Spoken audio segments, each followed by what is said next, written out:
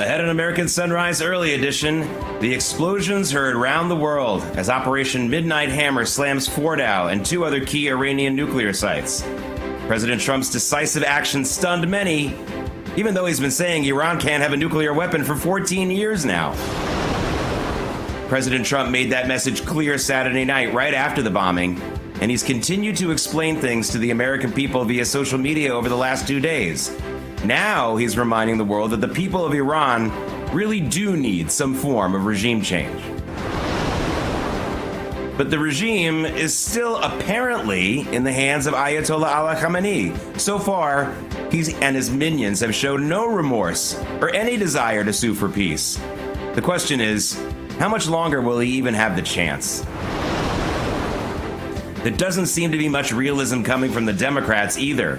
The response from several members of Congress, from Chuck Schumer to AOC, is to oppose the operation and pretend like any sane president would ever reveal the details of such an attack to the Democrats and have any hope that secrecy would hold. No chance. For all Americans here in the homeland, there is a heightened sense of worry over revenge terrorist attacks. But the threat of terrorism in America has been on the rise for years. Can you call them sleeper cells if they don't sleep? American Sunrise Early Edition starts now. Welcome to American Sunrise Early Edition. The show where faith, freedom, and the values that built this nation take center stage. Your good deeds and bad deeds. That's how we're going to judge you. Join host Jake Novak as he breaks down the stories that matter. We will be letting the public know regularly what we have found. American Sunrise Early Edition with your host, Jake Novak, starts now. Last night, on the President's orders, U.S. Central Command, under the command of General Eric Kurilla, executed Operation Midnight Hammer, a deliberate and precise strike against 3 Iranian nuclear facilities. This was a complex and high-risk mission carried out with exceptional skill and discipline by our joint force. I want to thank every service member, planner, operator that made this mission possible. Welcome to American Sunrise Early Edition. I'm Jake Novak. That was Joint Chiefs Chairman General Dan Kane telling the American people for the first time yesterday the name of the operation, Midnight Hammer. Welcome. And joining me right now is retired Colonel Rob Maness, also the host of the Rob Maness Show. Colonel Maness, listen, you're a retired Air Force guy. I want to first get your tactical assessment from an Air Force point of view of this attack. Before we get into all the politics, before we get into all the hand-wringing, tactically, tell us what really stood out for you in this mission. Thanks, Jake. Good morning. And, the sun is rising on a new world today. And as a former B-1 bomber commander and weapons systems officer, I am just so excited to see the exceptional professionalism of not only our bomber air crews, but our maintenance personnel and our planners and our intel personnel, because this mission is extraordinary in a way that's beyond what a political extraordinary term means, as the president and the Secretary of Defense and all the political leaders have talked about. It is a huge miracle that 7 B-2 fully combat mission capable aircraft were arrived over a target in what was once a heavily defended, with a highly technically capable integrated air defense system target deep in the heart of enemy territory, and it's their most highly valued target, so it's the most protected. They use all of their resources to protect it. They struck their targets perfectly. They returned home, landed safely with absolutely no losses between the combat aircraft or the support aircraft. And that is a miraculous mission. The fleet of the B-2, Jake, is only 19 aircraft. Think about that. When I was a squadron commander, I had 14 B-1 aircraft. And if I had to get 7 B-1s over a target within 20 minutes of each other, halfway around the world in the middle of the night, that would be an exceptionally difficult feat, because I've had one aircraft over a geographic point 24 hours a day, 7 days a week. and it was a miraculous feat. This is incredible. We owe a great debt of gratitude and praise to those aviators, those maintenance personnel, the planners, the intel folks. And you know who else is not getting mentioned here is all those air refueling aircraft and intelligence aircraft that you saw deploying around the world that strategically telegraphed that we were positioning our forces for a major air combat operation. Those tanker folks know this. They have a saying that nobody kicks butt without tanker gas, and the butt in their real saying starts with an A. So, and they know it, and the combat aviators that fly those jets behind them getting that gas know it too. And you think about it, a 37-hour mission. I've flown in a B-1 bomber on a 36-and-a-half-hour mission that dropped bombs in the middle of it, the same exact profile almost as what these aviators flew.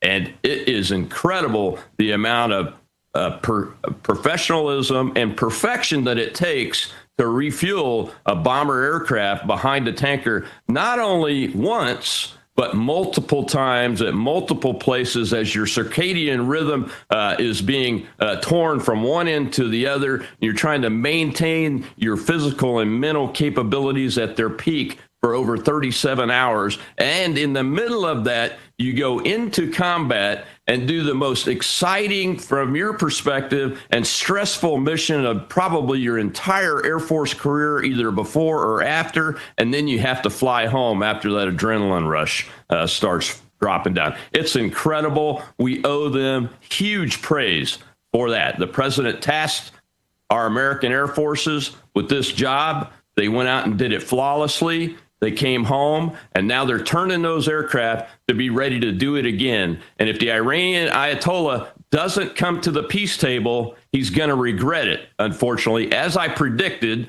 Saturday night when I was on Grant Stinchfield, this is not a one and done.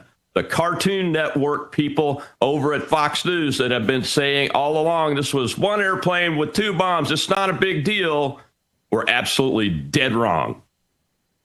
You know, I want to thank you so much, because that's exactly, not only did you get those details out that I wanted so badly to get out about how difficult this was and how amazing the efforts were and how everything just clicked. But, you know, this is an issue not only politically in this country or the way that we don't acknowledge our servicemen and women enough in this country, but it's a problem in the news media.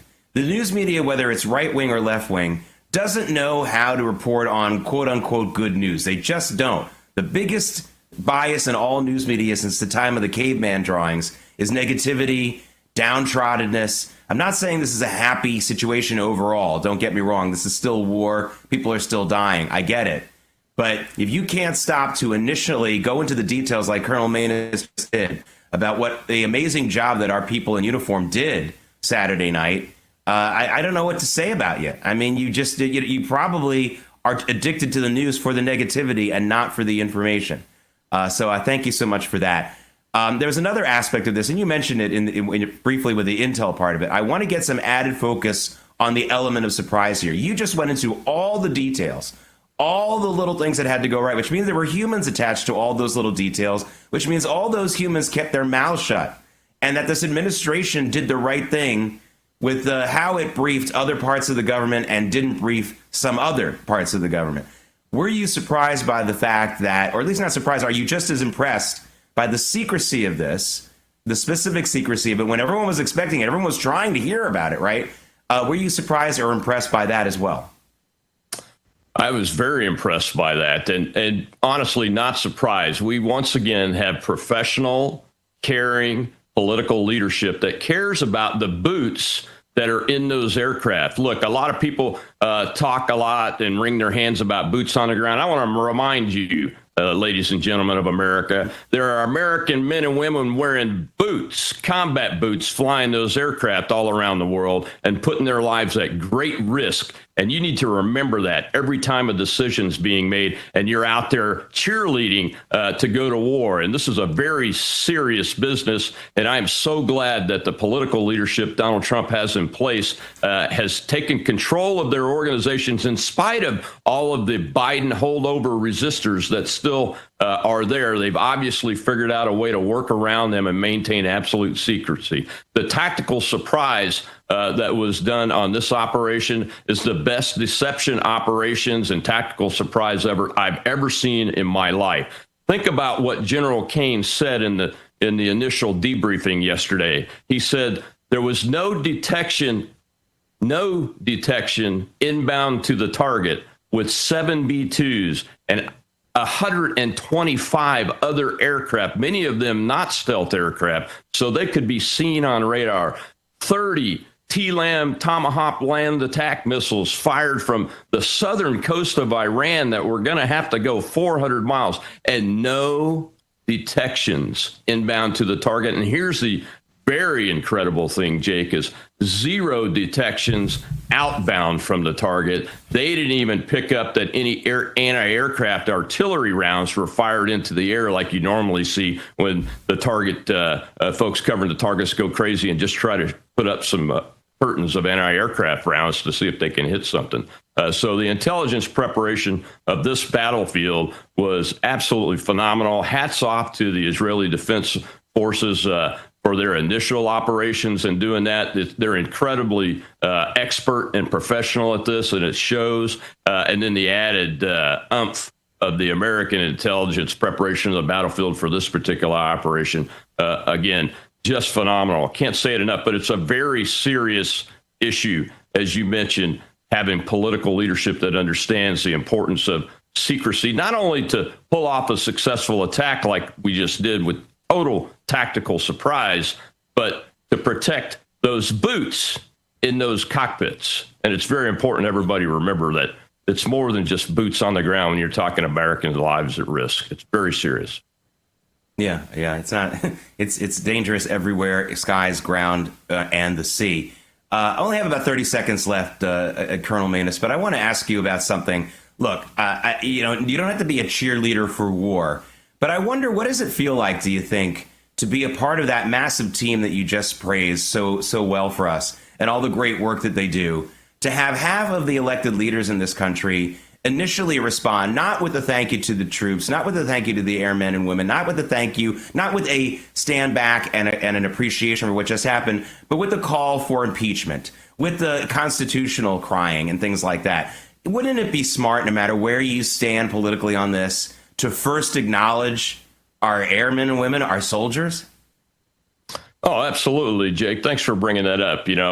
I asked some tough questions that I still don't really have good answers for reasons why America had to do this. But as I said in my tweet, you know what? Once you raise your discussion issues and debate it, and the commander-in-chief makes a decision, it's time for all Americans to salute smartly and get on with getting this mission done, because what matters now is that our men and women are successful and achieve the objectives. So keep focused on that objective, keep supporting them, and get them to the fight, get them out of the fight safely, and achieve the objective. And, the president also tweeted out about regime change, and he's given moral support to the Iranian diaspora and those individuals inside Iran that can rise up right now. They have that moment of opportunity. No other American president is doing that or has done that. And my hat's off to President Trump for doing that. And I am no cheerleader of war, but the Iranian people will have to do that regime change, and he's going to give them his moral support. That's a good thing. Yeah, and I remember during the Iraq War, people said, well, I don't like the war, but I support the troops. And I always say, you got the order wrong. Say your piece about the troops first, and then get into your politics. And people just don't seem to get that. Colonel Rob Manus, thank you so much for joining us. I know you'll be back on the show soon. Thank you so much. Thanks, Jake. All right, coming up, with everyone in America on edge about a terror attack in retaliation for Operation Midnight Hammer, a church was indeed attacked outside of Detroit during services yesterday. I'll have the details on that. And a man who changed the way Americans think about the mail and business has passed away. I'll have my favorite story to tell you about FedEx founder Fred Smith a little later as American Sunrise Early Edition continues.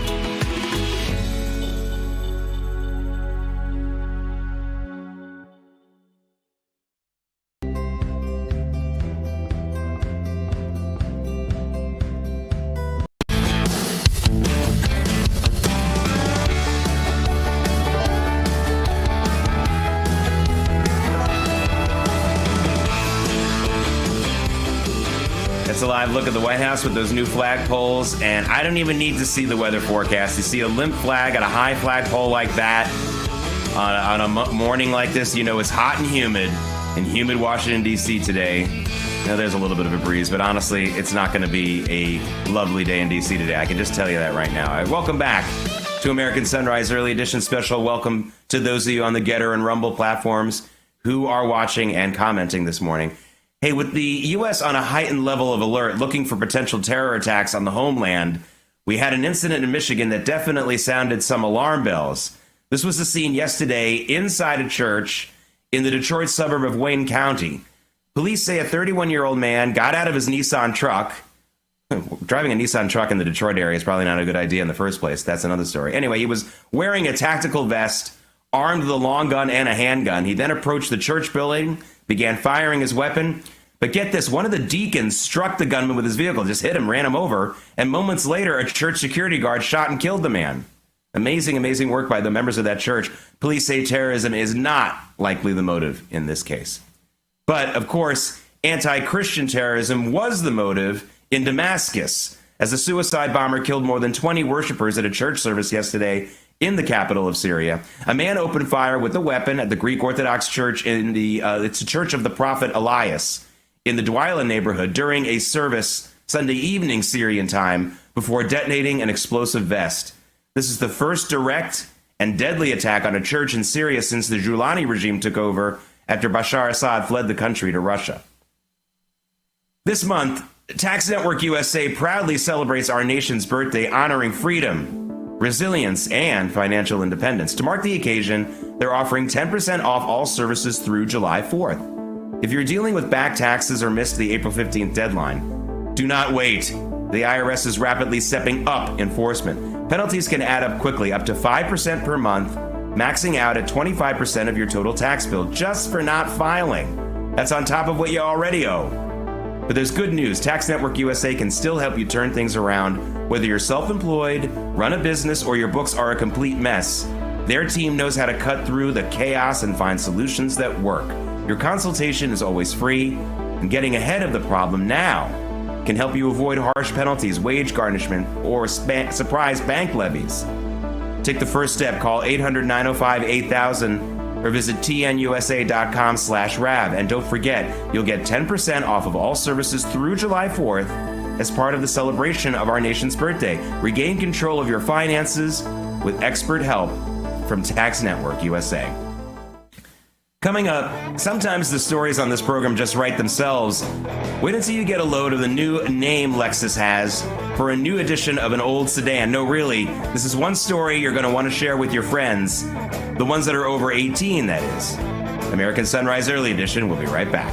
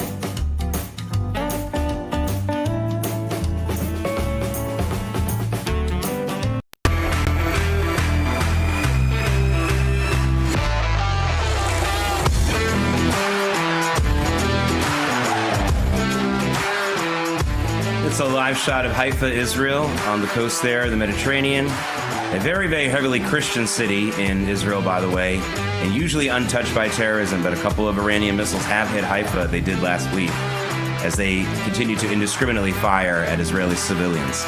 Let's take a look at where the markets will begin today, because a lot of people are waking up expecting to see massive sell-offs in stocks and big boosts in oil prices. As you can see, not so much. Looks like we're going to have a flat open on the market, slightly down, but nothing big. Crude oil is up, but some people were saying it would be $80, $90 a barrel this morning. We're at 74. In fact, it was down overnight, just turned a little bit higher now. Gold is up, but also not soaring to the levels that you would expect during a war situation like this. Let's look at Bitcoin, because Bitcoin took a dive over the weekend, and now it is below that window that we had talked about on this program for a long time, between 104,000 and 110,000. It is now at 101, so it's taken a little bit of a dip down. For those of you who think that that's just a small dip, a brief dip, maybe you want to buy. For those of you who think it's going to get lower, do what you want to do. But again, we just wanted to note that we are out of that 104 to 110 window, at least briefly. Of course, one of our biggest concerns for everyone is what's going to happen to the price of oil, as I was mentioning before. Now, in response to these attacks, the Iranian parliament, hold on to your hat, the Iranian parliament has said that they are going to authorize the closing of the Strait of Hormuz. That is a narrow section of the Persian Gulf, which, if it is closed, if it is blockaded or mined, the key shipping going through the Gulf can't move. And that would cripple oil deliveries. Here's the thing, folks. The Iranian parliament since 1979 has voted and authorized to close the Strait of Hormuz 22 times. Guess how many times they've actually done it? Yeah, 0. They've never done it. One of the reasons is if they do that, they cut off all their own money as well. And they cut off the supply to some of their big allies like China. I'm not saying they won't absolutely do it this time. You never know. There's always a first time. But everyone understand this. Also, the question is, can the Iranians do it? Under the watchful eyes of the Israeli Air Force, if they start moving in blockade ships, they might get blown out of the water before they get there. So that's another thing to note. We'll see. Okay, what about the stock markets? As I said, I just showed you, we're looking at a flat open for our markets here, not really that bad. But in the Middle East region, that's a different story, and one you won't hear anywhere else. So let me tell you it now. Israel's Tel Aviv Stock Exchange closed at an all-time high yesterday. It's open on Sundays. And Saudi Arabia's stock exchange also moved higher yesterday. Maybe that's all you need to know. Remember, I always tell you on this program, watch what the people with skin in the game are doing. Doesn't mean they're right, but it means that they are doing something that they absolutely are risking one way or the other. I listen to those people who are taking a risk much more than those who are just talking and talking and talking. Okay, there is one sad note to play this morning. It has nothing to do with the Iran stuff. The legendary Fred Smith, founder of FedEx, died at the age of 80 this weekend. Smith defied all the so-called experts who said that only the government could back and successfully back any kind of delivery program. They used to make fun of him. They called him somebody who was trying to start a new Pony Express, which those of you who know your history know only lasted a couple of years. Here's my favorite story about Fred Smith. He got a C- on a paper when he was a student at Yale, on a paper that laid out his business plan for FedEx. His professor said this will never, ever work. Well, in reality, Fred Smith turned FedEx into an international powerhouse. It's still a force in the corporate world. I see him as an everlasting symbol that private enterprise beats government entities just about every time. Rest in peace, Fred Smith. All right, ladies and gentlemen, start your engines.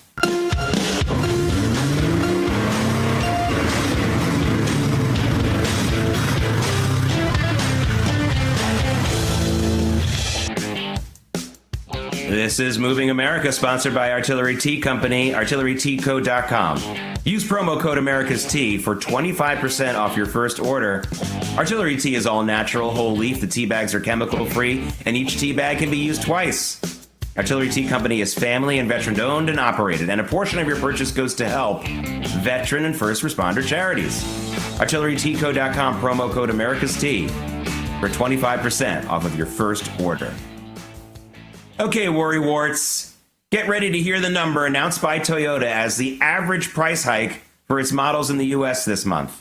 With the tariffs in effect, you're probably really, really scared. Okay, here it is. It's $270. Okay, I know that's not a price reduction, but when the number one vehicle seller in the world is slapping that minor a price increase on average here in the States, you got to think this whole thing about tariffs won't be so bad after all, at least for now.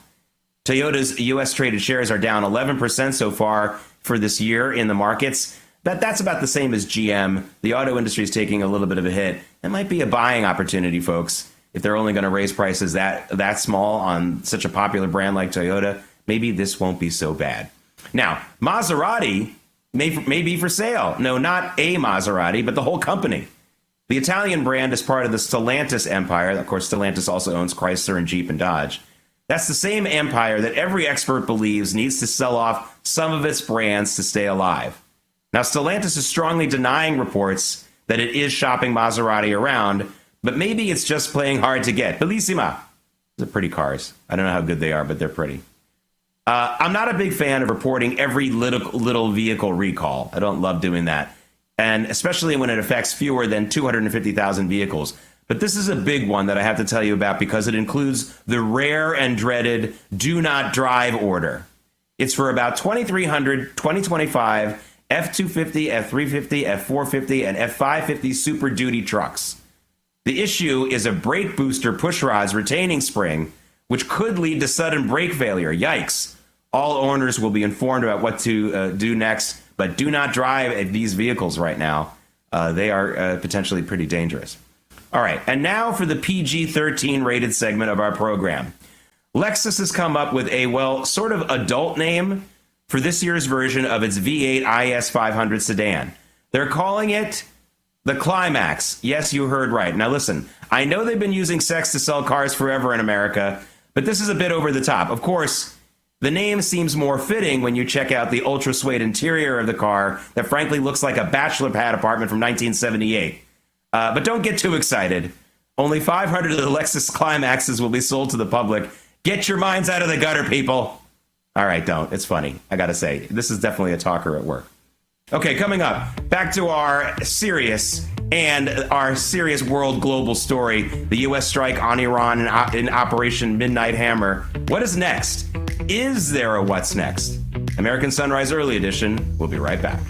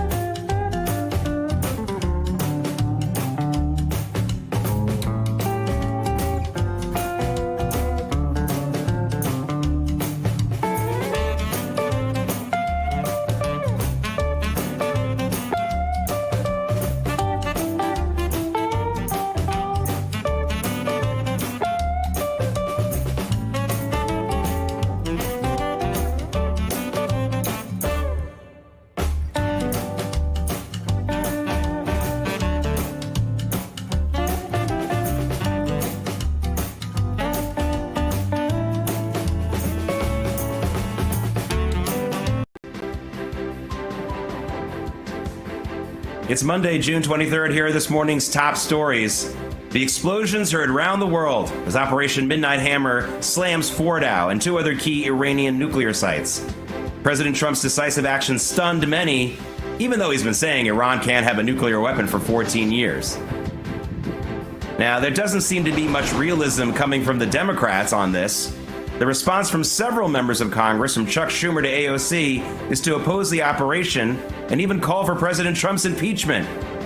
They're also saying that President Trump should have informed them. Like any sane president would ever reveal the details of such an attack to the Democrats and have any hope that secrecy would hold while they mulled it over.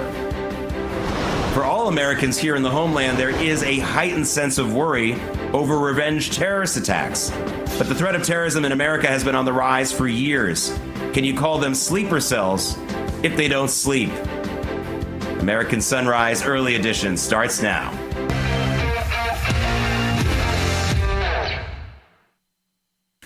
Welcome back, and joining me now on American Sunrise Early Edition on this Monday is retired Air Force Lieutenant Colonel Larry Brock. Colonel Brock, let's talk about first. I want to talk first about what it was like. We talked a little bit in the first half hour about all the different parts that had to come into place for Operation Midnight Hammer to work well. And for those of you who are watching this and looking for the latest political stuff, we're going to get it into a second.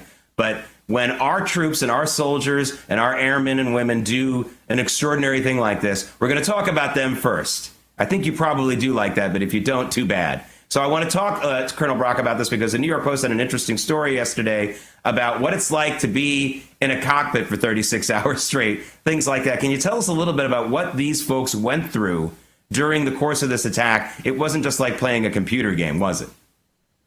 No, absolutely not. You have to schedule appropriately. You have to think about sleep because you want to be at peak performance when you're obviously over the target. So, they probably started eating properly about a day before the mission.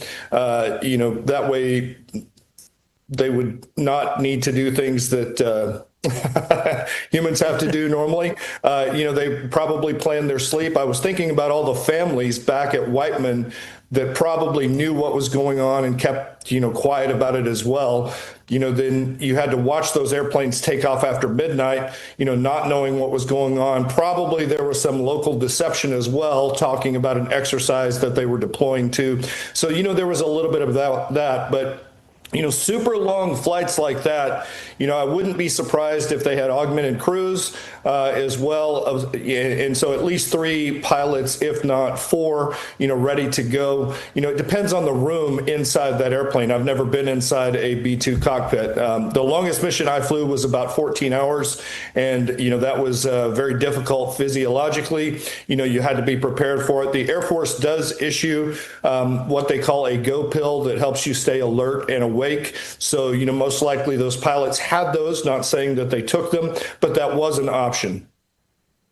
All right. And I do have secret information that Disney's reboot of Snow White was not the in-flight movie during those 36 hours. So that probably helped them as well. All right. All kidding aside.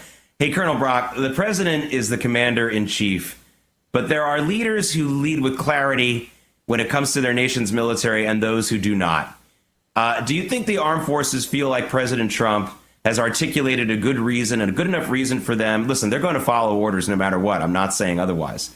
But do you think that the folks who not only carried out that mission, but were in support and their families, et cetera, feel like that they got a clear message from President Trump and for not only carrying out this mission, but maybe now absorbing whatever blowback we might see from it? Yes, sir, I do. I think they have a lot of confidence in him not to, waste their lives unnecessarily. I think most military men and women would tell you that we needed to take these particular nuclear sites out if the IDF could not do it, because that is the overall.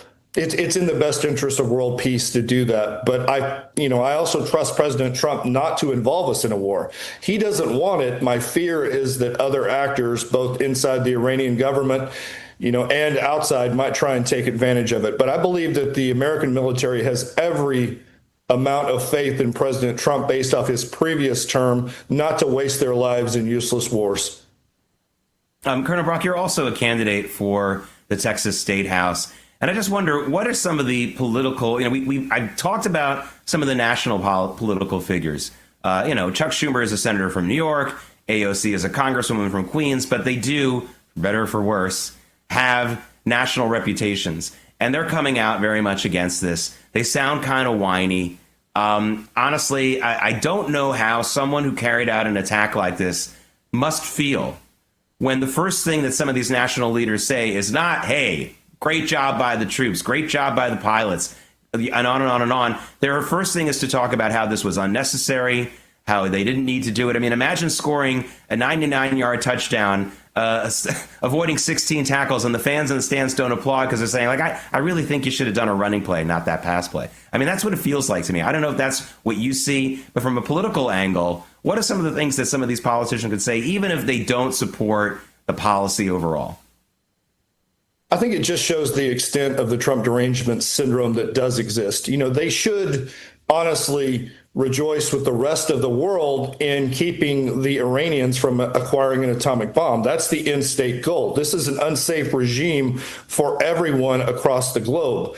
And so I think, you know, they should separate that as well as praising our troops for their professionalism and endurance and steadfastness in getting the job done, while simultaneously stating a professional disagreement with the commander in chief and a request that, you know, Congress should have been briefed. Now, he did brief Republican congressional leaders, just not the Democrats, because let's be honest, that would be a violation of operational security and probably would have risked their lives. So most military people understand that the Democrats are not honestly operating with their best interests at mind. And I hate to say that, but, you know, and they will never say that publicly because it's a violation of our tradition of not getting involved politically. But we know that they would have leaked it, and that would have endangered our lives or the lives of our men and women inside those airplanes. So, you know, professionally, there is a way to do that. Most politicians inside Texas have praised the effort, including ones I don't agree with. You know, the Democrats have been pretty quiet on this. You know, Texas is a very pro-military state. We have a large percentage of our population that are veterans, and we have a lot of bases here with people who vote in Texas. So they're wise to be silent on that. Yeah, I would hope so. Colonel Brock, I saw that you posted something on your X feed. Let's move on to, you know, now, again, the next steps in all of this, because you said something about how this might be the Navy's turn, although I guess, you know, there were some missiles that were fired from naval vessels on Saturday night. But this might be the Navy's turn to do something here because, of course, we have this threat from the Iranian parliament to block the Straits of Hormuz. Folks, just again, not to say, hey, this can't happen, but I want to remind everyone that the Iranian parliament has voted authorized 22 times since 1979 to shut down the Straits of Hormuz, and they've done it a grand total of 0 times. However, I was struck by your statement about this because it really sounded like some inter-service handoff and recognition here, and maybe an understanding that there's a lot of facets to this kind of an operation. Absolutely, sir. And again, I did not mean to demean the Tomahawk missiles and the bravery of the submarine crew that attacked I believe not Natanz and Isfahan, but you know it's kind of their turn. Maintaining open sea lines of control is a core competency of the United States Navy. So if they should try and shut it, and Jake, I agree with you, I don't think they're really serious about it, especially given the fact that China, one of their primary supporters, gets either, you know, a third or a half, depending on the estimates of their oil from that Strait of Hormuz. So I don't think they can do it, and I believe the U.S. Navy would stop them. We do have 2 carrier battle groups in the area right now. You know, the Nimitz departed the East China Sea and went down into the Arabian Sea. So, you know, I don't think they're going to be successful doing that. Either the IDF will take them out, or the United States Navy will take them out, or the United States Air Force flying in support of the United States Navy out of, you know, UAE or Qatar. Yeah. Colonel Brock, I want to get back to what I was talking about with presidential communication and the morale of troops on the ground, in this case, troops in the air or on the seas. Love or hate both President Bushes, George H.W. Bush and his son, George W. Bush. And I know this might be a controversial thing I'm going to say, but I don't think either one of them did a very good job of articulating to the nation, let alone our fighting forces, the real reason why we got into both of the Persian Gulf Wars. I know a lot of people remember President George W. Bush with the megaphone at the ruins of the World Trade Center talking about how the people who did this are going to hear from us soon. At the very best, you could say that was a message to Afghanistan, which had been housing some of the al-Qaeda leaders at the time. But as the war went on and as the information got out, and again, also in the first Gulf War, was it about freeing Kuwait? was it about? For what? I mean, these kinds of things, I think, led to problems with some of our, not all, but problems with some of our veterans who came home, whether they were wounded physically or emotionally or not, wondering about the end game. And I just feel at this point, even after making just one speech, President Trump has been a lot clearer about the objectives here and the reasons for them than either President George W. or George H.W. Bush. It doesn't mean this is going to end up better. It doesn't mean that there wasn't a clear objective of both Persian Gulf Wars. It just, to me, says the importance of messaging. And again, I'm biased. I'm in the news media. I am in the communications business. So I rate people sometimes maybe too heavily on their communication skills and not enough on their actions. I admit that bias. I admit that failing from my own heart right now. But from your perspective, do you already see a difference here? And do you agree that maybe some of that lack of articulation by both President Bushes led to some problems that we've had with not only people in the armed forces, but with the veteran community in the subsequent years? Absolutely, Jake. You want to believe that you're fighting for something. Fortunately, when I was in Afghanistan, we were very actively hunting Osama bin Laden and remnants of al-Qaeda that had carried out the attack. In Iran, it was much, much murkier. There was no real stated goal. A lot of us honestly thought we were benefiting the enemy because in the end, we had taken out a strong Sunni leader and replaced him with a Shia cleric that was only going to make things worse, which they did for many, many years. So, having a clear moral objective, obviously, aids your morale and it assists in how you fought. I mean, I say on the campaign trail that, I've joined my father in losing a war where we won every battle. We lost in Vietnam and we lost in Afghanistan because we didn't have the political will to actually execute and win. And again, when I was a very young cadet, it was the stated policy of the United States not to enter a conflict unless you knew how you were going to get out of it.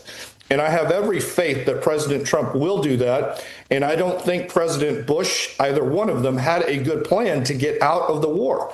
And we didn't have a realistic look at what taking down, Saddam's regime would actually mean to the Middle East in whole. I mean, we basically created the Shia crescent that enabled Hezbollah, that enabled Syria to get turned upside down. We did this by destabilizing, the Iraqi regime, who was a counterweight against Iran. Yeah. So that's what happens when we don't have clear messaging about what you are doing.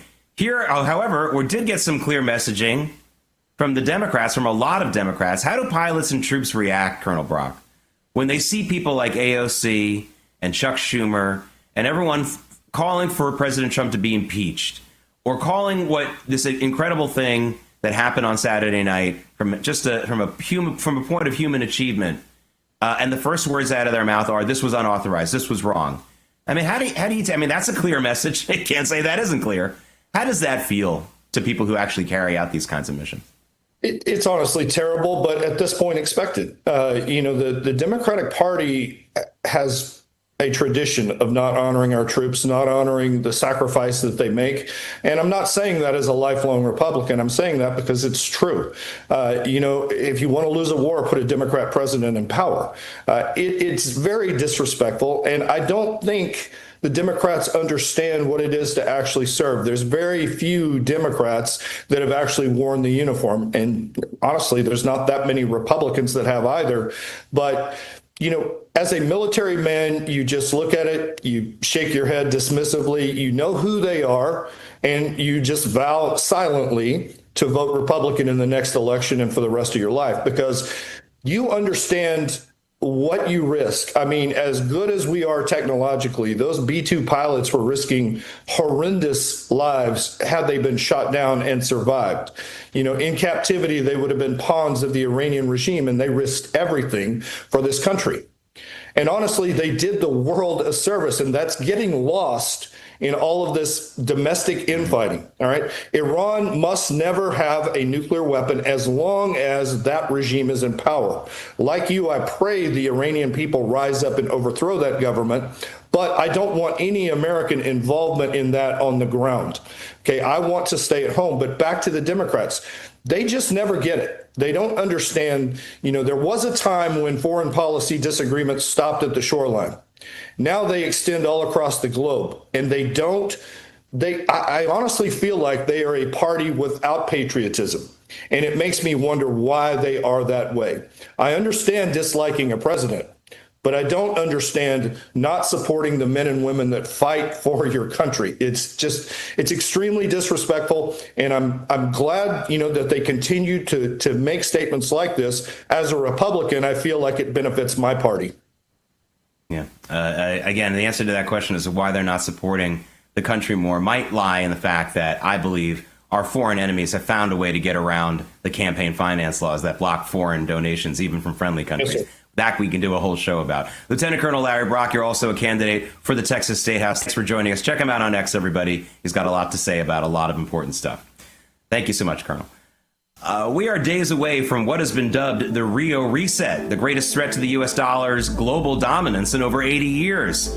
On July 6th, is coming up soon, BRICS nations, Russia, China, India, Iran, and many more are expected to unveil their plans to circumvent the U.S. dollar, thus cratering its value. They've already been laying the groundwork, as their central banks have been methodically divesting from the U.S. dollar and U.S. bonds in favor of gold. How can you protect your IRA or 401k from the fallout from this landmark shift? Diversify with gold from Birch Gold Group. Historically, gold has been a safe haven in times of high uncertainty, which is right now. Get a free info kit on tax-sheltered gold IRAs by texting the word America to 989898. July 6th marks a monumental shift happening among nations that control 1/3 of the world's GDP. Arm yourself with information to diversify your retirement savings. Text America to the number 989898 and claim your free info kit from Birch Gold. Coming up, President Trump is trying to make regime change a bit less of a dirty phrase. But the explosion you're about to see right here might help that endeavor more than anything he says. David Brody and I will explain when American Sunrise Early Edition comes right back.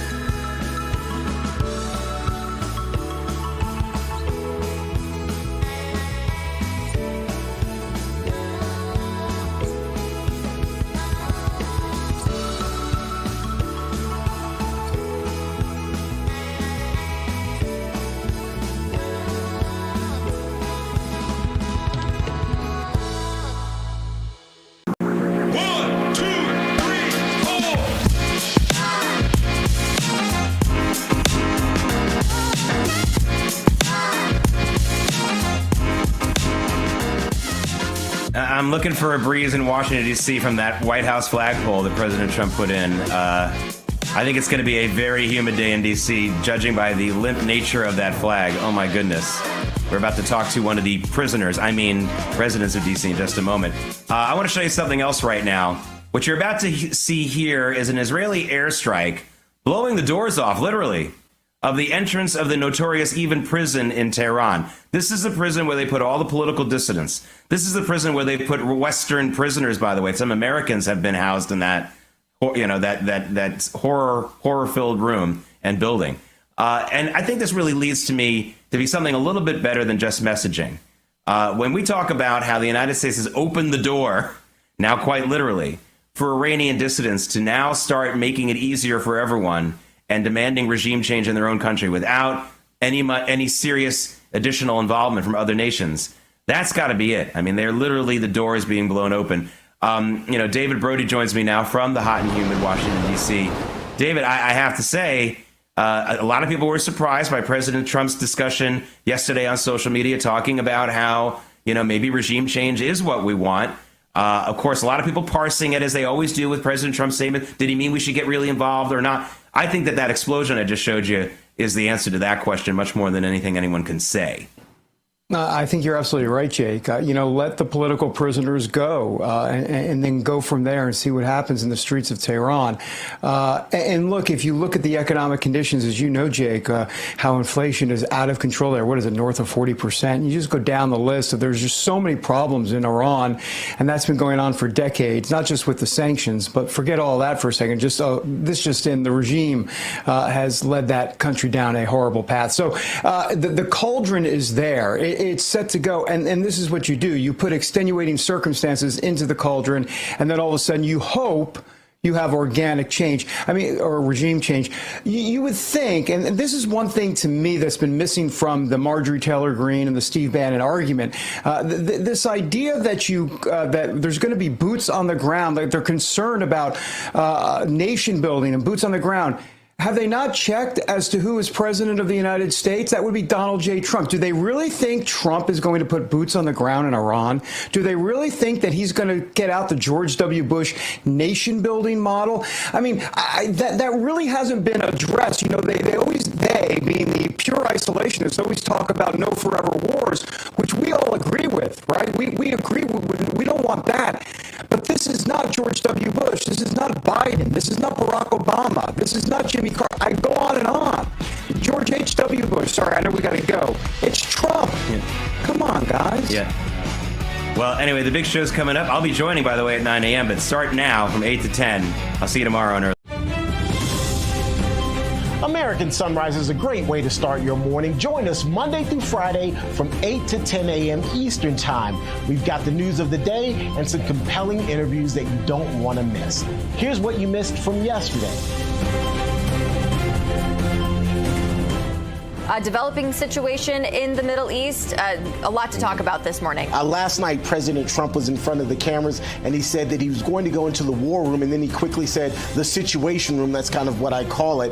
But that, and I don't know if it was a slip of the tongue, but I thought it was telling. The time is right. The time is right. I know there are a lot of isolationists, pure isolationists, say, well, the time is never right. But if you're going to do it, you're going to do it now, because there is no aerial issues at this point. You can just go in and do what you need to do. New poll from Just the News, which says that this poll has found nearly 2/3 of Israelis rate Prime Minister's prosecution of the war as excellent. And reality is not unlike silly European colonial frameworks of land for peace and two-state solution, but about real Middle Eastern realities that are grounded in this concept of peace through strength that we're seeing day after day after day, both on the front when we're attacking Iran and on the rear where we're just one big happy family. The opposition, the coalition, everybody supports the government in this fight for our survival. Iran cannot have a nuclear weapon. That's it. It's not a question of anything else. If you did, you wouldn't have much of a country, because they would use it on us. We have to be prepared for everything, as overnight, as you know, Terrance, Iran seems to double down with heavy barrages after it was a little quieter the night before. They are hitting targets deep inside Israel, escalating things further. They say that Iran cannot have a nuclear weapon and that Iran is the source of all tension in the Middle East. Those statements would not have happened if Kamala Harris was the president. right now. So Israel very, very grateful, even for what Trump has done up until now, and they'll be even more grateful if the president steps in with the military force and helps end this as fast as possible, because we're getting bombarded by ballistic missiles over here. Prime Minister Netanyahu has called this Iranian threat for years an existential threat. And it is. If you consider that there are roughly 15 million core Jews worldwide, 7 of them live in Israel, 7 million of them live in Israel, which is the size of New Jersey. You throw a couple nukes on that, what you've just done is that's the world's largest Jewish concentration camp. I am so excited to have a strong leader again back in the White House that again will provide peace and do what's right, make sure that we don't have nuclear weapons in Iran's hands, protect our great country, and again, I think we're at a good spot right now and continuing to support President Trump.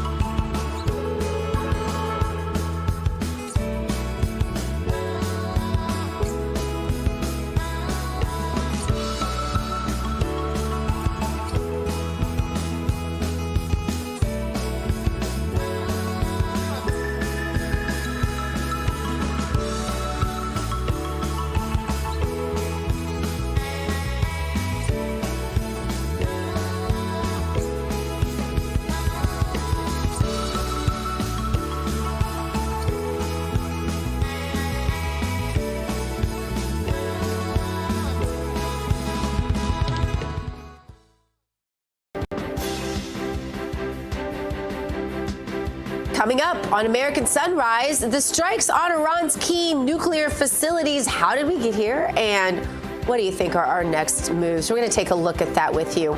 Plus, after these strikes, what can we expect for an Iranian response in the area? The latest, that is just ahead. Also, Bill Maher slams The View for going too woke when it comes to the war. We have his comments and more as the second hour of American Sunrise starts right now. Good morning, America. Welcome to American Sunrise. Whether it's culture, we have breaking news to share with you. Politics. President Trump is joining us live now from Florida. We've got you covered. This is what it looks like to be a patriot. We have to protect the American family. The American dream is still alive. I'm David Brody. I'm Terrance. And I'm Dr. Gina.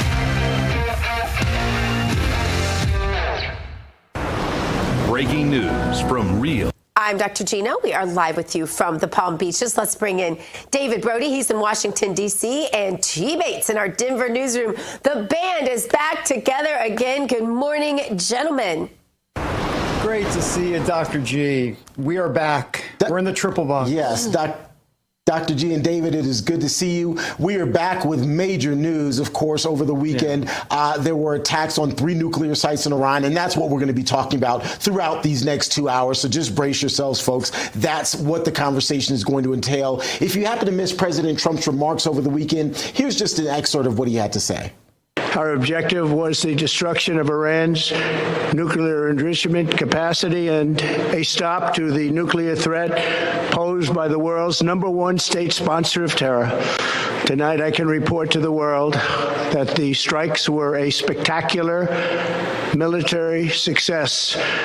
Iran's key nuclear enrichment facilities have been completely and totally obliterated. Iran, the bully of the Middle East, must now make peace. If they do not, future attacks will be far greater and a lot easier. For 40 years, Iran has been saying death to America, death to Israel. They have been killing our people, blowing off their arms, blowing off their legs with roadside bombs. That was their specialty. We lost over 1,000 people, and hundreds of thousands throughout the Middle East and around the world have died as a direct result of their hate. In particular, so many were killed by their general, Qasem Soleimani. I decided a long time ago that I would not let this happen. It will not continue. I want to thank and congratulate Prime Minister Bibi Netanyahu. We worked as a team like perhaps no team has ever worked before. David, I heard your remarks Saturday, so I'm going to yield to Dr. Gina first. Dr. Gina, short and sweet message from President Trump Saturday night. Yeah, he's very resolute in all this, very decisive. This is what leadership looks like, guys. And I would say for me, and I don't know if you all know this because we haven't been on air together for so long, but I was one of those who was saying, I really hope we don't get involved. I really don't want to get involved in this. I stand corrected. I think the way President Trump handled this so far has been honestly the stuff that novels are written about. This will forever, I believe, resonate in the history books as something that was absolutely done immaculately, heroically, and really, you hate to say it, but almost perfectly. It just doesn't seem to be any misstep, you guys. I found it very interesting in how even I, who was not in for this, guys, I did not want this. The minute he did it, I thought, the way he did it is quintessential President Trump, David. Yeah, look, it was a surgical strike, and I think that's kind of what you're referring to, that, in and out, just do what you need to do, and the mission was accomplished. And T. Bates, when I saw you Saturday night talking about the what next question, such a great point, okay, you want to know what's next. You're absolutely right. And before we can even get to regime change, we need to talk about what's coming next, most likely, is get ready. U.S. military there at Al-Assad Air Base in Iraq, the 2,000 troops in Syria, those will be potentially the targets that I expect something will happen this week with that. That's next. Then potentially regime change after that. But not regime change with boots on the ground and nation building and the George W. Bush playground. This is President Trump. He's not going to do that. So for the pure isolationists out there, as I was talking to Jake before, you have to know, obviously, who your president is. And they know. And Trump is not going to put boots on the ground in Iran. He's just not going to do it. For everybody concerned about that and nation building, he's not George W. Bush, and we all know that. So I think David, I think those who are concerned, and I understand what you're saying, like we all have whiplash still from Bush and all of his lies and all of the poor leadership that we had on the part of the Bush administration. So none of us want to go back to that moment. But I really think in this particular situation, we know the military-industrial complex and the war hawks are in the ear of whatever president they can get in the ear of, right? So we knew they were being loud. We know that many of them have access to the president. Many of them are still in the Pentagon and other agencies, not even to mention some of them on President Trump's own staff. So I think those of us who really wanted him to be the president of peace, as we've known him to be, and I believe he still is, I think we wanted to make sure that our voices were heard as well, that those that he knows that believe in him and that have supported him all along still believe in him as the president of peace. I think that's a really important message, and I think it was fair to attempt to land it in the face of so many war hawks, as I mentioned, surrounding him. Terrance. David, I know you want to keep going, but we got 2 hours. I promise you, you're going to get your time, my friend. Shoot, they told me we had 3 now if I come back.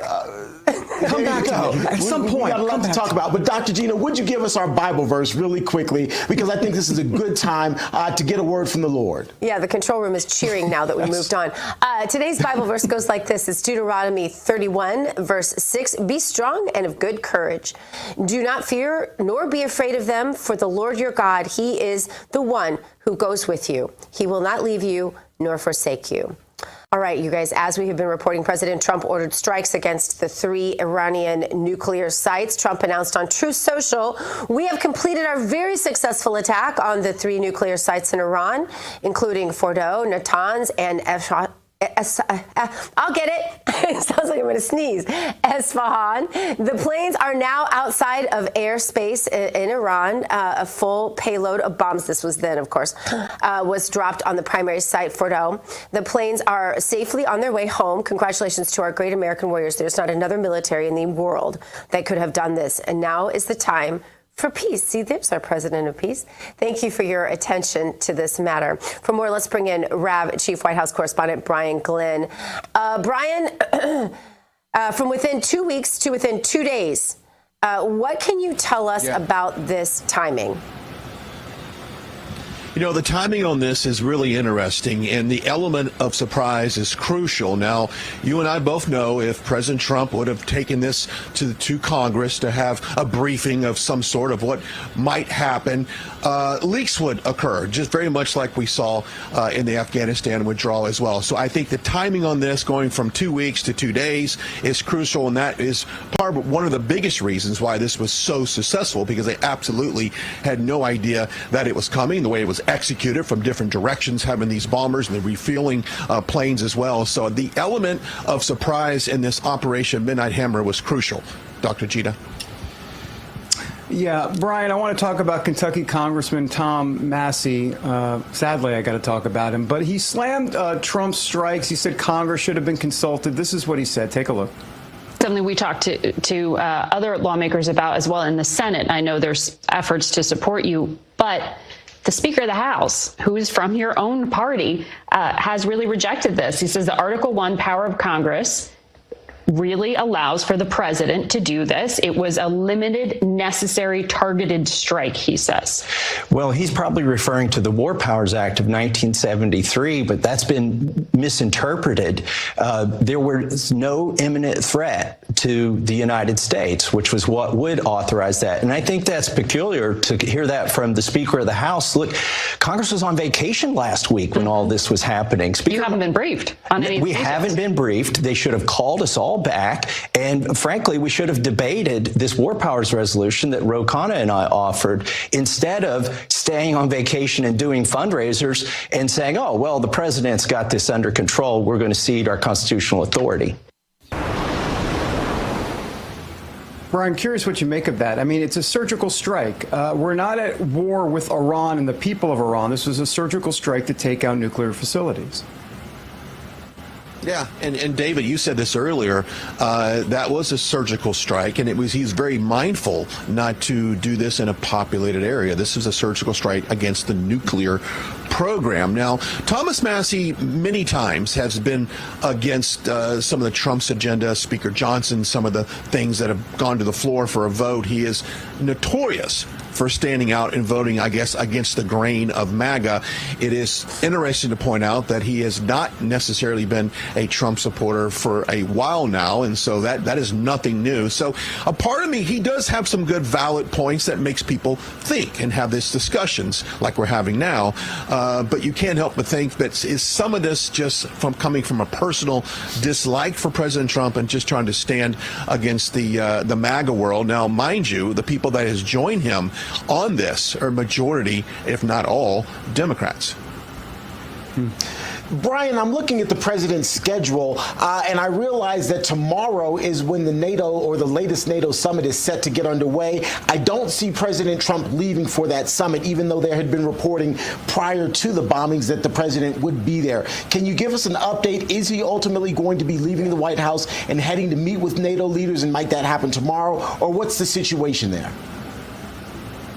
Yeah, from what I've been told, he is going to leave early tomorrow to NATO. So, in fact, he will visit NATO. I know that there had been some speculation that perhaps the president was going to, maybe cut his trip short or maybe go there late.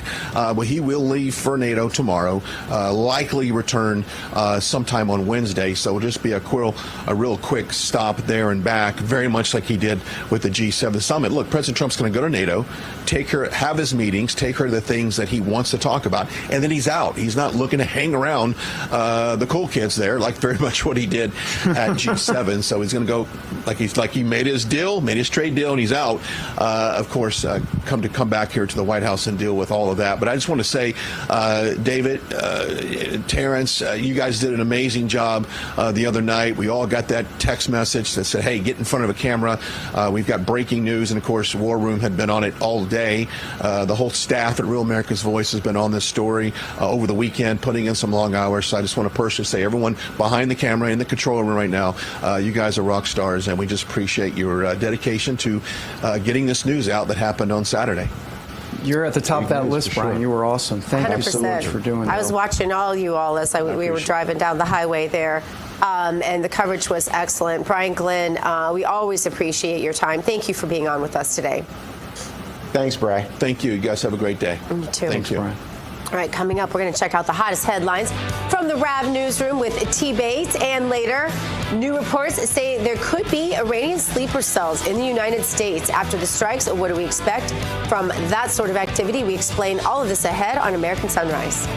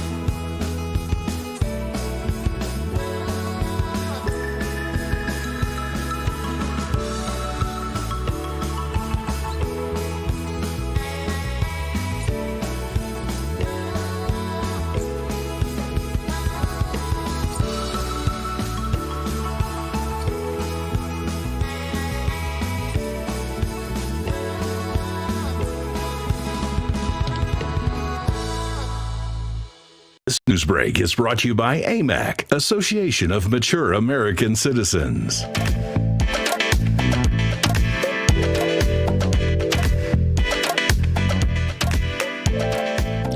That is the White House, as you know. Well, Biden didn't know, but anyhow, that's the White House. It's going to be very, very hot in D.C. today. 101 today in D.C. It's going to feel like 110, which means I'll be on my couch in AC all day long eating Doritos. Welcome back, everybody, to American Sunrise. I'm David Brody. Coming up, well, we've heard a lot about regime change. Boom! How about something like that? That's the prison in Iran, one of their main prisons that, boom, that has political prisoners that the Iranian regime has put there. And you know what? Israel said, I'll tell you what, let the political prisoners escape and maybe affect regime change. We will discuss that. Wow. In a moment. First, though, T. Bates standing by with the latest headlines from the Real America's Voice newsroom. It's all sponsored by AMAC. The Association of Mature American Citizens is the conservative voice for Americans 50 and older. AMAC is fighting for the values that you hold dear. Join today. Together, we can write the course of America. President Trump is scheduled to meet with his national security team this afternoon following Saturday's massive attack on Iran's main nuclear facility and 2 others. In the meantime, the White House posted this video of B-2 bombers that dropped the so-called bunker-busting bombs on the Fordo plant. As you can see, the airplanes are now safely back in the United States after touching down at Whitman Air Force Base in Missouri following a 36-hour mission. Halfway across the country, however, protesters in New York took to the streets Sunday to demonstrate against the attack and war. Similar marches were staged in Los Angeles, Austin, Boston, Chicago, as well as the nation's capital, Washington, D.C. Despite the opposition, though, Secretary of Defense Pete Hegseth explaining Sunday what this weekend's attacks were all about.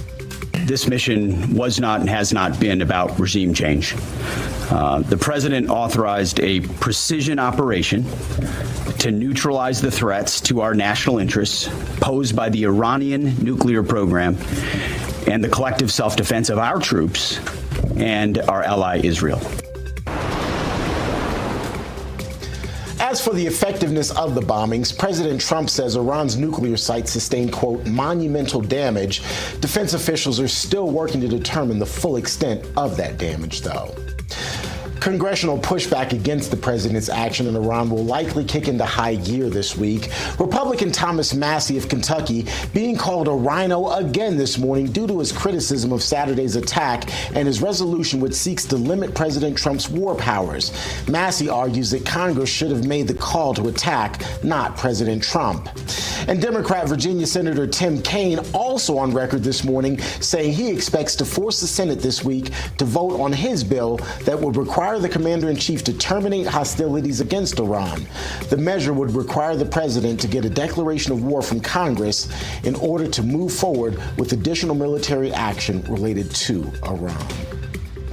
In other headlines, prayers continue going up for the congregation at Crosspoint Community Church in Wayne, Michigan, after a man opened fire outside that church during service on Sunday. One person was shot in the leg. Police say the shooter himself was killed by church security. Churchgoers described the guy driving recklessly outside the church and then getting out of his car wearing a tactical vest and carrying a rifle and pistol. Investigators confirm a parishioner ran the gunman over with his car as the shooter repeatedly shot at him. At least 2 church members shot the guy as well, killing him. The 31-year-old suspect reportedly didn't have any known connection to the church. Investigators are still trying to confirm his motive, but say that they believe he may have been suffering from a mental health crisis. That's a quick check of your headlines. I'll have more headlines coming your way here shortly, including what response can the United States expect from Iran after the strikes on the Islamic Republic's nuclear facilities. We're bringing in some heavy hitters to try and assess that. And later, building President Trump's Golden Dome. How important could the missile shield be now amid the heightened possibility of an attack on the homeland? Right now, though, a quick look at this day in history.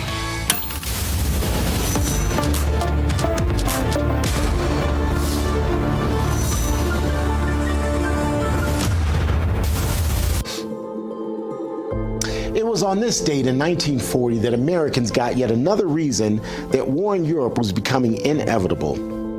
This, as they watched Adolf Hitler visit Paris after conquering France and taking in the plunder of a once proud city. Under Nazi occupation, America ultimately teamed up with its allies and liberated the city some 4 years later in August of 1944. More American Sunrise coming your way after this break.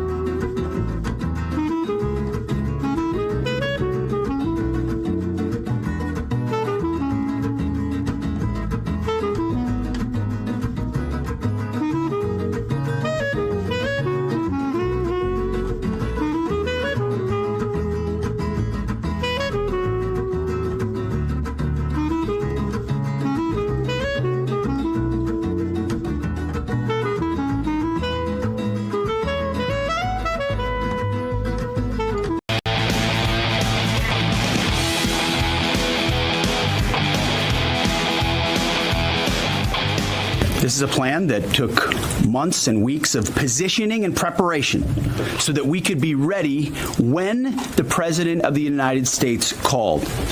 It took a great deal of precision. It involved misdirection and the highest of operational security. Our B-2s went in and out of downtown Tehran, of these nuclear sites, in and out and back without the world knowing at all. In that way, it was historic. A strike that included the longest B-2 Spirit bomber mission since 2001 and the first operational employment of the MOP, a massive ordnance penetrator. Welcome back, everybody, to American Sunrise. That was Defense Secretary Pete Hegseth. By the way, no leaking on signal. It was amazing. He laid out what went into the strikes against those key Iranian nuclear sites. Hegseth praised the planning and the precision needed to take out these sites without anyone knowing over the weekend. And earlier this morning, Israel reportedly launched new strikes against the Iranian government and their targets there. One of the targets reportedly a notorious prison in Tehran. And other targets were associated with the IRGC. That prison, by the way, housed many political prisoners of the Iranian regime. So for more, let's bring in retired Army Colonel and Senior Fellow for the Center for Security Policy. That would be John Mills, our good friend here on the show. Colonel Mills, so look, this prison they hit, as I was saying, it housed many political prisoners put there by the Iranian regime. So it feels like this is another way to possibly affect regime change, get those political prisoners out into the mix, into the streets, and let the Iranian people do what they need to do. Good morning to you. What do you think? Good morning, David. Well, yeah, so the president and the Secretary of Defense were very clear. Our strike had nothing to do with regime change. The Israelis are clearly working toward this as part of their strategic campaign, and blowing open the gates of that notorious prison is part of it. And regime change is potentially a dirty word, but really it's up to the Iranian people on what they want to do next. And that's where I think that's really where this whole conflict is headed. We're not involved in the conflict. We did a very technical surgical strike. That's it. And the rest is really, this is Israel versus Iran. Yeah, one of the things that I think caught everyone's attention over the weekend was President Trump even using the words regime change, right?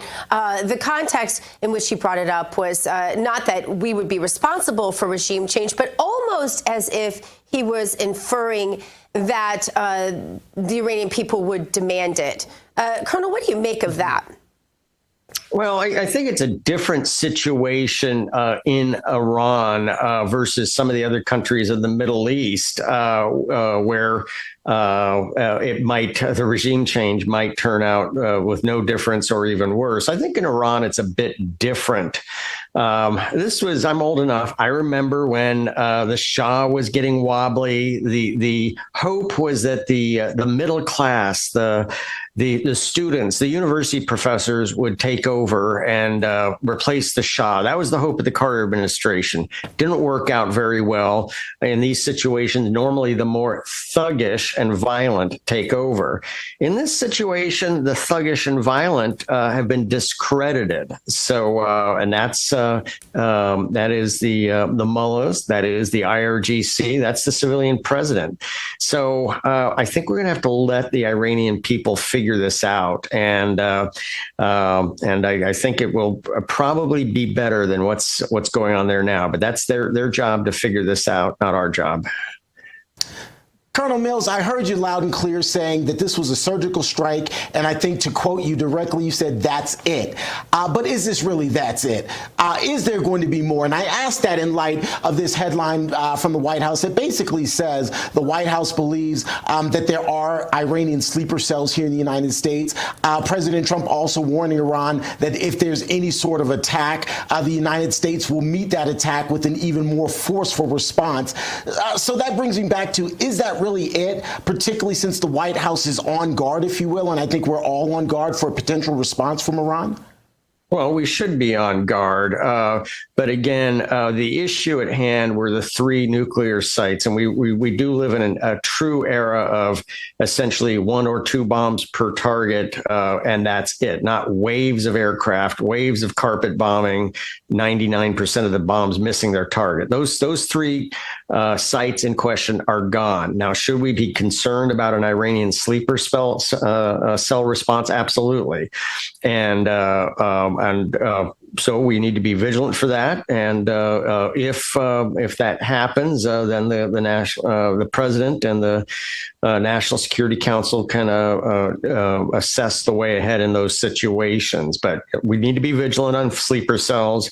Our own intelligence community and U.S. government has been penetrated and is still not clean of the Iranian agents like the Rob Malley and all of his ilk.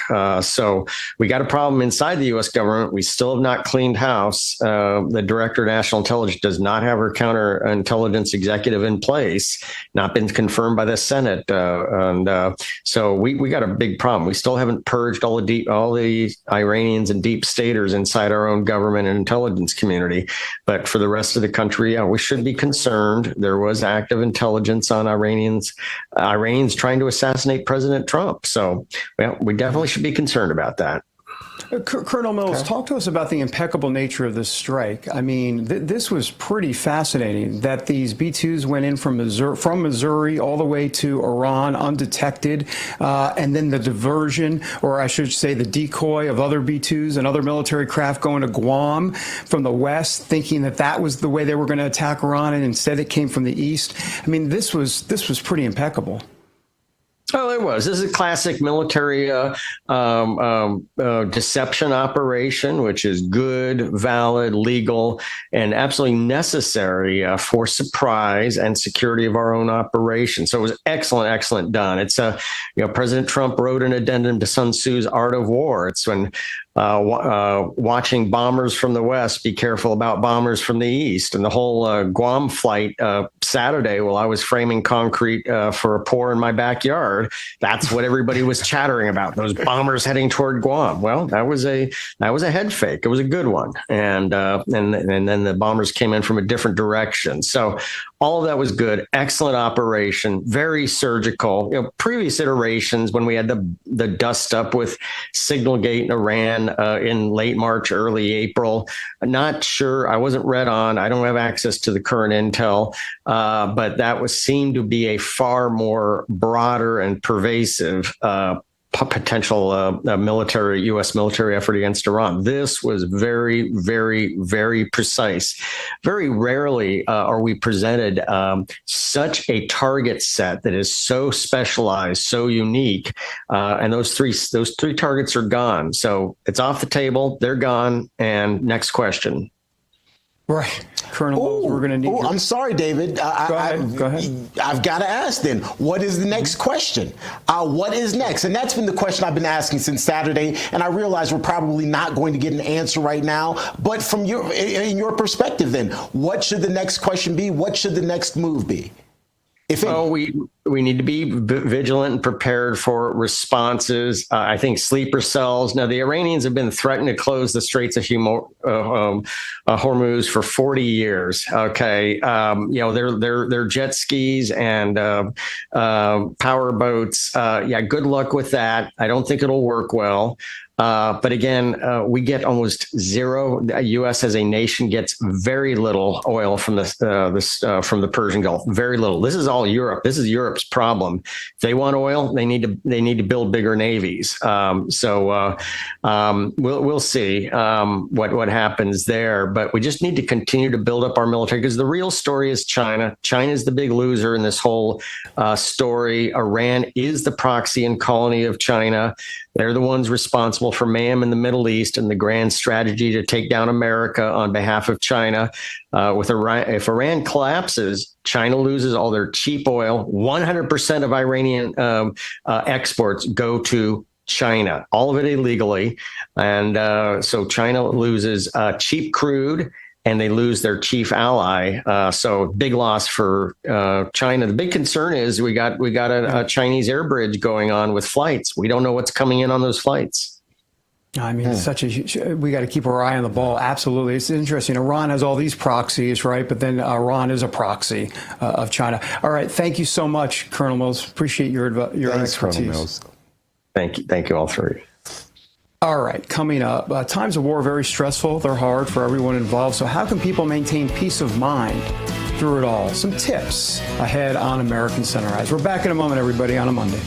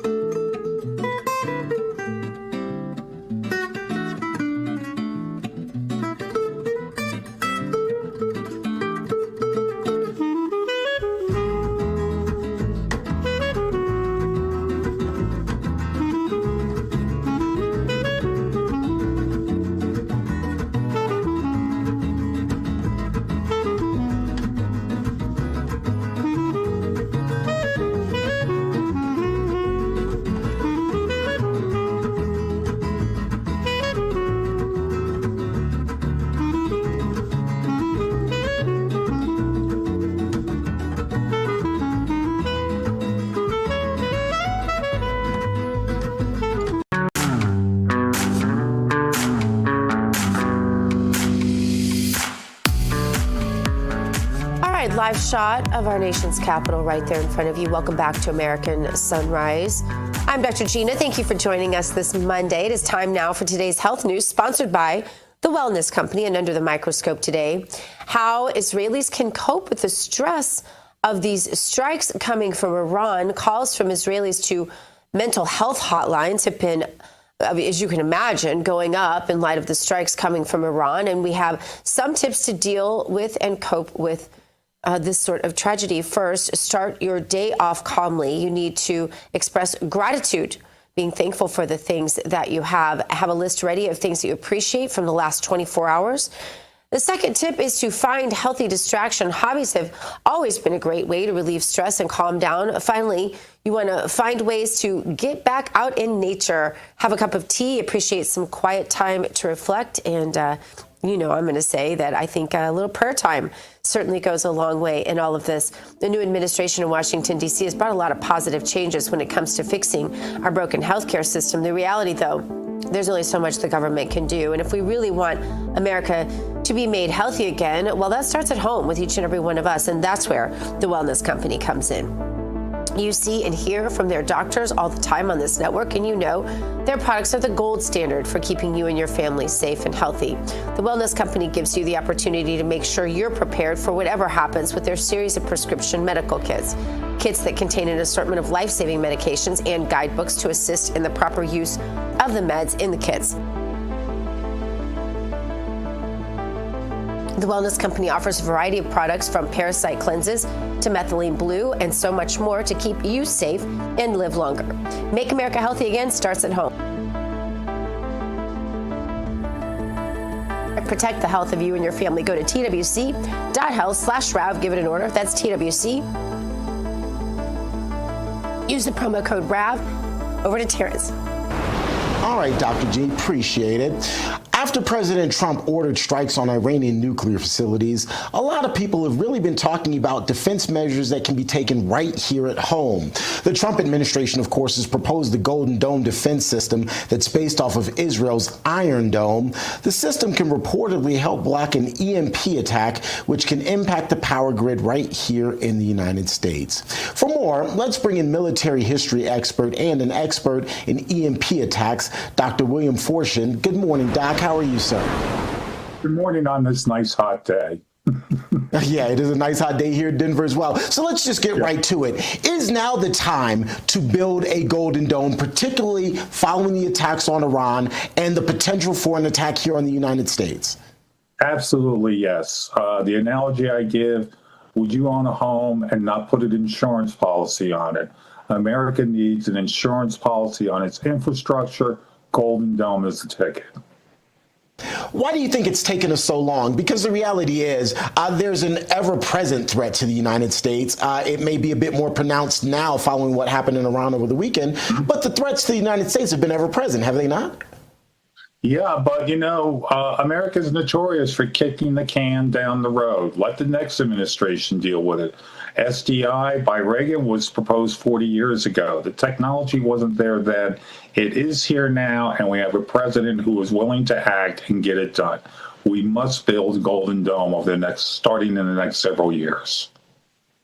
How long would it take to get something like this up and running, even if just minimally?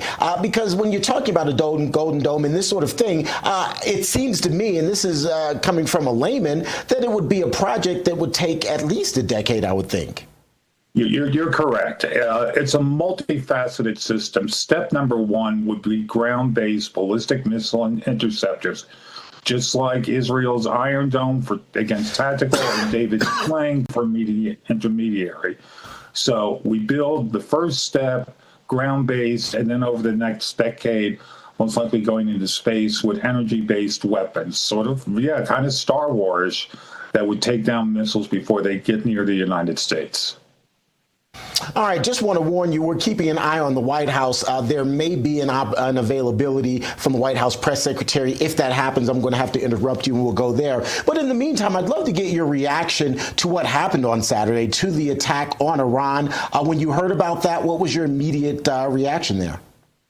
Stunned, absolutely stunned. A maximum effort, major deception that had everybody fooled. This will go down in the textbooks as a classic, what are called asymmetrical first strike, hitting the enemy where it hurts the most and out within 15 to 20 minutes, no losses. This is a proud day for the American military. No, absolutely.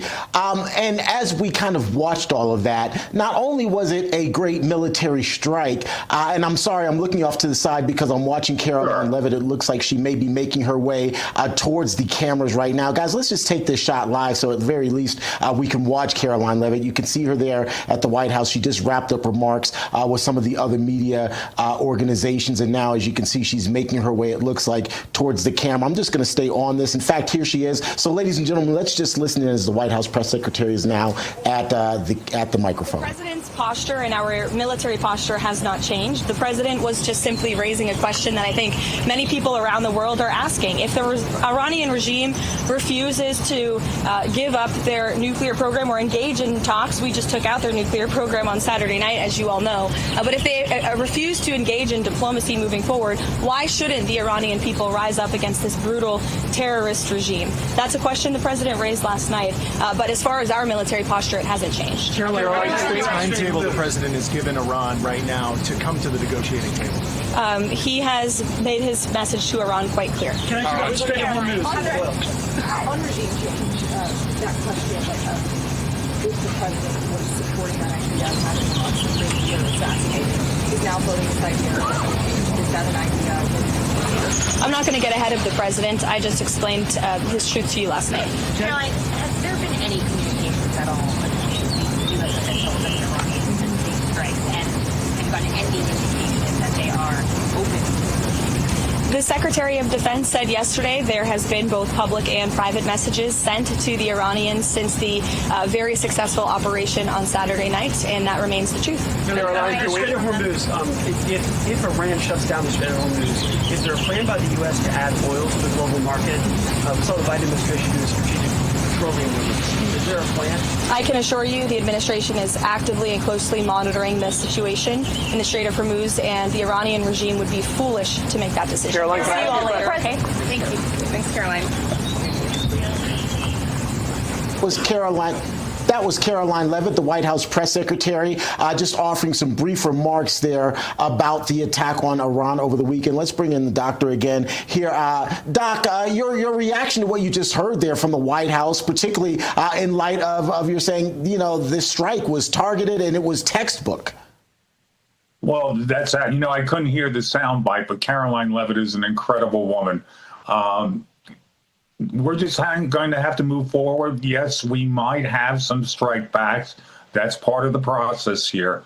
But we've been dominant so far. I think we will continue to be dominant in the future. Dr. Forsham, we appreciate your time. Thank you so much for spending a little bit of time and offering up your expertise. God bless and have a great day. Likewise, you as well. Stay cool out there. All right, folks, we're going to take a quick break. When we come back, comedian Bill Maher slams The View after one of their hosts said that it was harder being African-American in the United States than being a woman in Iran. We have Maher's comments ahead here on American Sunrise.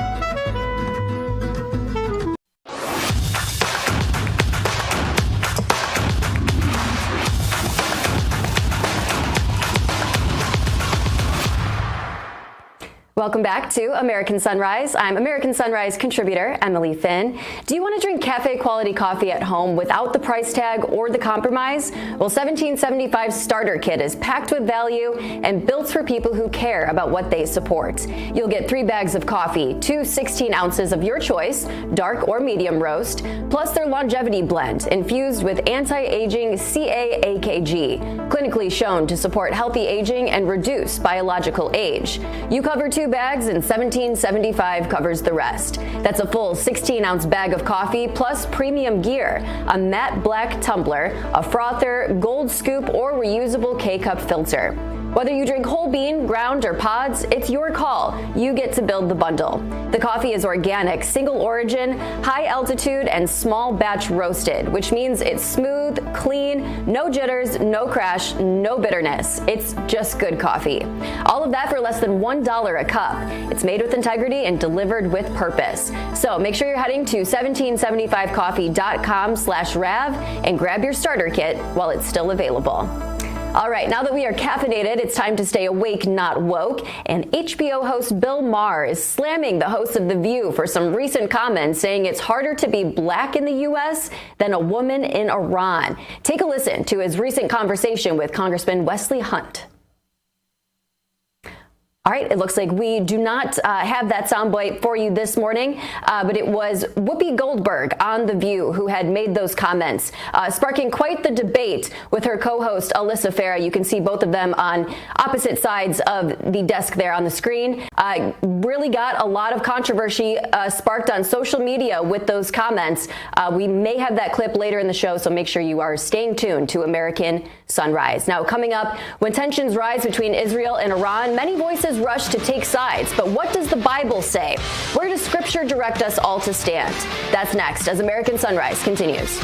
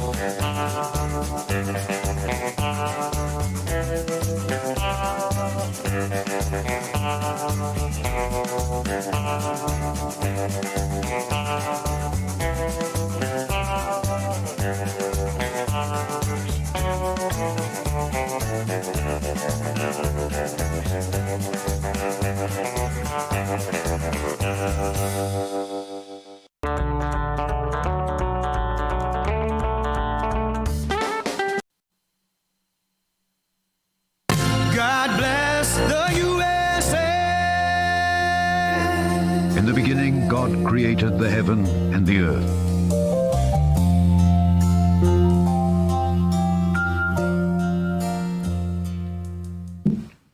Welcome back, everybody, to American Sunrise. Time now for our moment of faith. It's brought to us by Lee Greenwood and the God Bless the USA Bible. So in focus today, when tensions rise between Israel and Iran, many voices rush to take sides. What does the Bible say? Where does Scripture direct us all to stand? Well, for insight on that, we turn to one of our very favorite guests. That would be Jim Mosley, the author of many books, including the biographies of Jesus' apostles, ambassadors in chains. There it is. Look at that. Around here, of course, we call him the Bible history guy, and he joins us now. Jim, good to see you. So take it away. What should we learn? What does the Bible have to say about all of this? Well, shalom, David. In Genesis, shalom. In Genesis 12:3, God said to Abraham, I will bless those who bless you, and him who dishonors you, I'll curse. Now, when God said you, he was talking to Abraham. Abraham's grandson Jacob, or Israel, hadn't been born yet, and Judah, the patriarch of the Jews, hadn't been born yet. But if when God spoke of blessing Abraham, what he meant was blessing Abraham's descendants, he probably meant all of them, Isaac and Ishmael, Jews and Arabs, and the spiritual heirs of Abraham's faith. Because Paul wrote, if you're Christ, then you are Abraham's offspring, heirs according to the promise. So when God said he'd make Abraham a great nation, the word he used in Hebrew, astonishingly, is goy, the word the Bible and Jews today use for Gentiles. God wasn't promising to make Abraham a great Jew. He was promising to make him a great goy, a great nation, a father of many nations, the patriarch of a global covenantal people. And that's why Jesus warned the Jewish leaders not to boast of their lineage. God is able from these stones to raise up children for Abraham. So to bless Abraham means to bless all believing Jews, Arabs, and other Gentile Christians. Now, today in the land west of the Jordan River, Israel, the West Bank, Gaza, and also in Iran, there are more than 7.2 million Jews, 84 million Muslims, and more than 600,000 Christians. You know, the Jewish population of Iran, and I know a lot of them, is greater than that of any other Middle Eastern country except Israel. Jews have been in Iran for 2,600 years continuously, and Christians have lived in the Middle East there for nearly 2,000 years, and these aren't just statistics. There are brothers and sisters in the Abrahamic faith who pray, raise families, and long for peace. These are the brothers and sisters who may die in greater numbers if we escalate this war. Now, if we believe Genesis 12:3, it's hard to bless Abraham's seed by helping them destroy each other. You see, the chosen people are and always have been the people who choose God. David, not Ahab. Paul, not Caiaphas. So with all America's wealth and power, we could make peace happen if that's what we were really focused on. Aesop's fable tells a story of a contest between the wind and the sun to see who could make a traveler remove his coat. The wind blew furiously, but the traveler only clutched his coat a little more tightly. Then the sun just beamed gently and the man took his coat off. So here's wisdom from Hebrews 12:14. Strive for peace with everyone. Yeah. Hey, Jim, I hear you on all of that. Let me dig a little bit deeper. Genesis 12:3 never actually mentions Israel specifically, but clearly that, I mean, the way I see it, I mean, we might differ a little bit on this. I see it as Abraham's seed, as in the nation of Israel, the people of Israel. And also in Numbers 24:9, it talks about Israel specifically, about the blessing of Israel. And once again, Tucker Carlson the other day was trying to make this about, well, is God talking about the government of Israel? Of course he's not talking about the government of Israel. He's talking about the people of Israel. But you're saying you see it a little differently. You're not saying that it's the Jews only or the Israelis only, because that's not necessarily how some folks see it in Genesis 12:3 and Numbers 24:9. Well, Paul makes this point in Galatians, where he says that the word in Hebrew in Genesis, seed, is singular, not plural. And Paul equates that seed to Christ. And therefore he says, that's why he says, if you were in Christ, you were all the seed of Abraham, heirs according to the promise. So in other words, it doesn't exclude the Jews, certainly not. But it's a wider focus. It's the people who choose God. Interesting. Well, you know what? I'll just say there could be some debate on that. But we'll have let's talk about, we should have you back and talk about replacement theology, because not that you're advocating for that or saying that here. I'm just simply saying that it does lead into a very interesting and robust discussion about replacement theology, which I think is ridiculous because God doesn't break his promises. I think it's fulfillment theology in Romans 11, where the Hebrew root allows the Gentile branches to be grafted in. Okay. Well, now it's theology class right here on television. We'll talk about it more. Sounds good, Jim. Thanks for being here. Appreciate it. You are the Bible history guy, after all. Appreciate it. My pleasure. God bless. All right. Hour 2. American Sunrise continuing in a moment. Back in a second.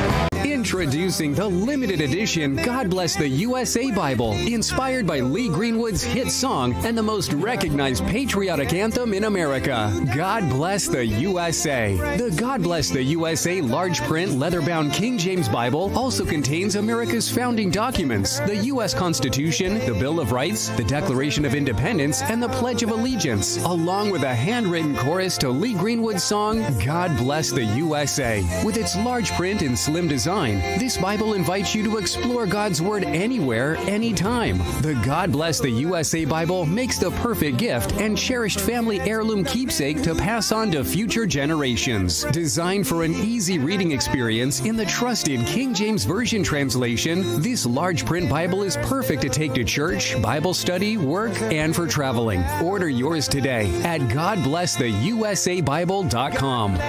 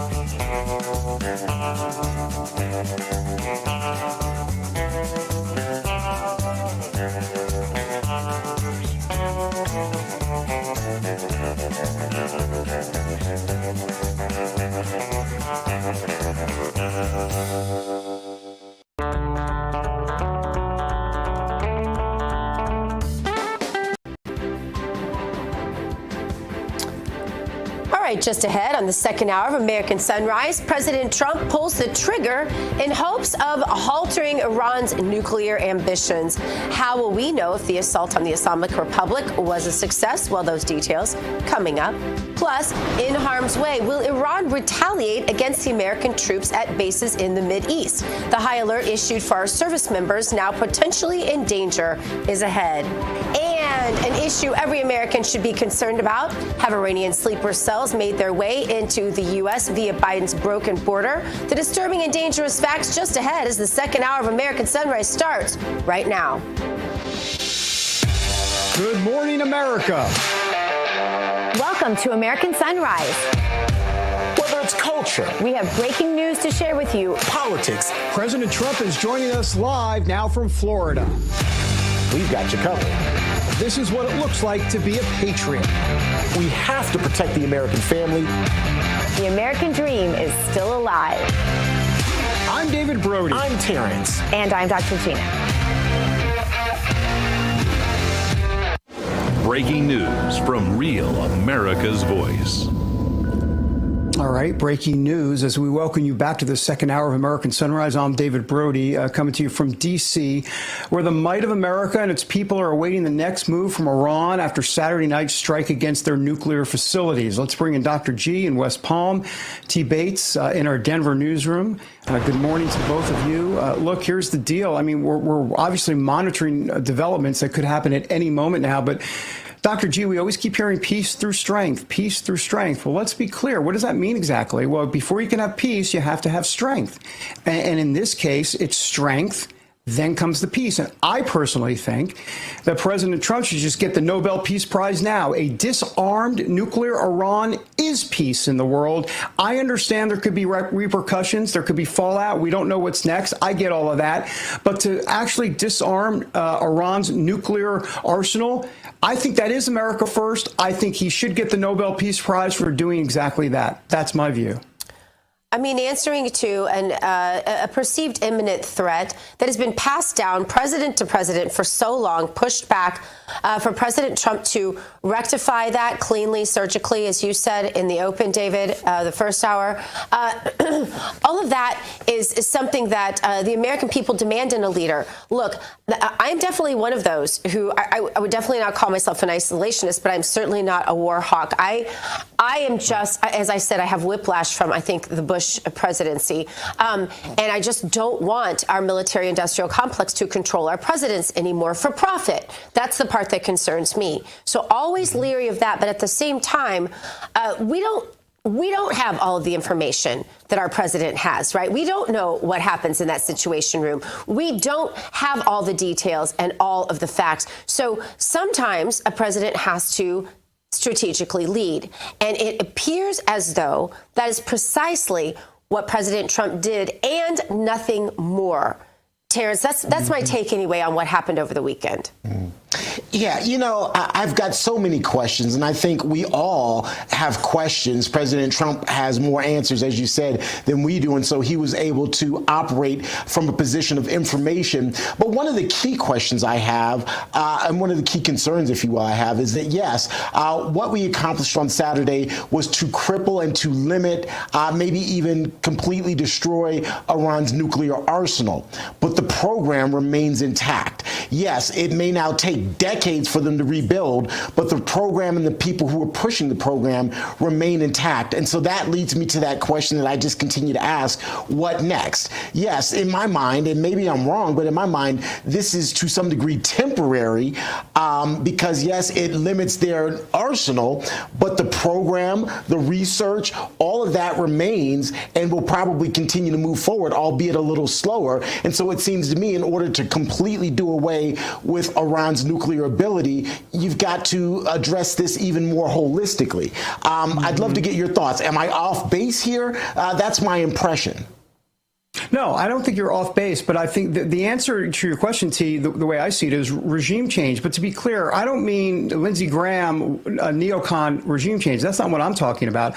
I'm talking about actual nation building done by the people of Iran, not by the United States to come in and say, you want freedom, we're going to give you freedom, and we're going to, be boots on the ground and do everything that George W. Bush and others did. No, that's not what I'm talking about at all. That's what I think.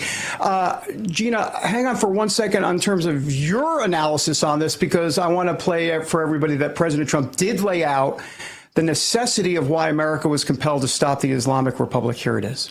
Iran, the bully of the Middle East, must now make peace. If they do not, future attacks will be far greater and a lot easier. For 40 years, Iran has been saying death to America, death to Israel.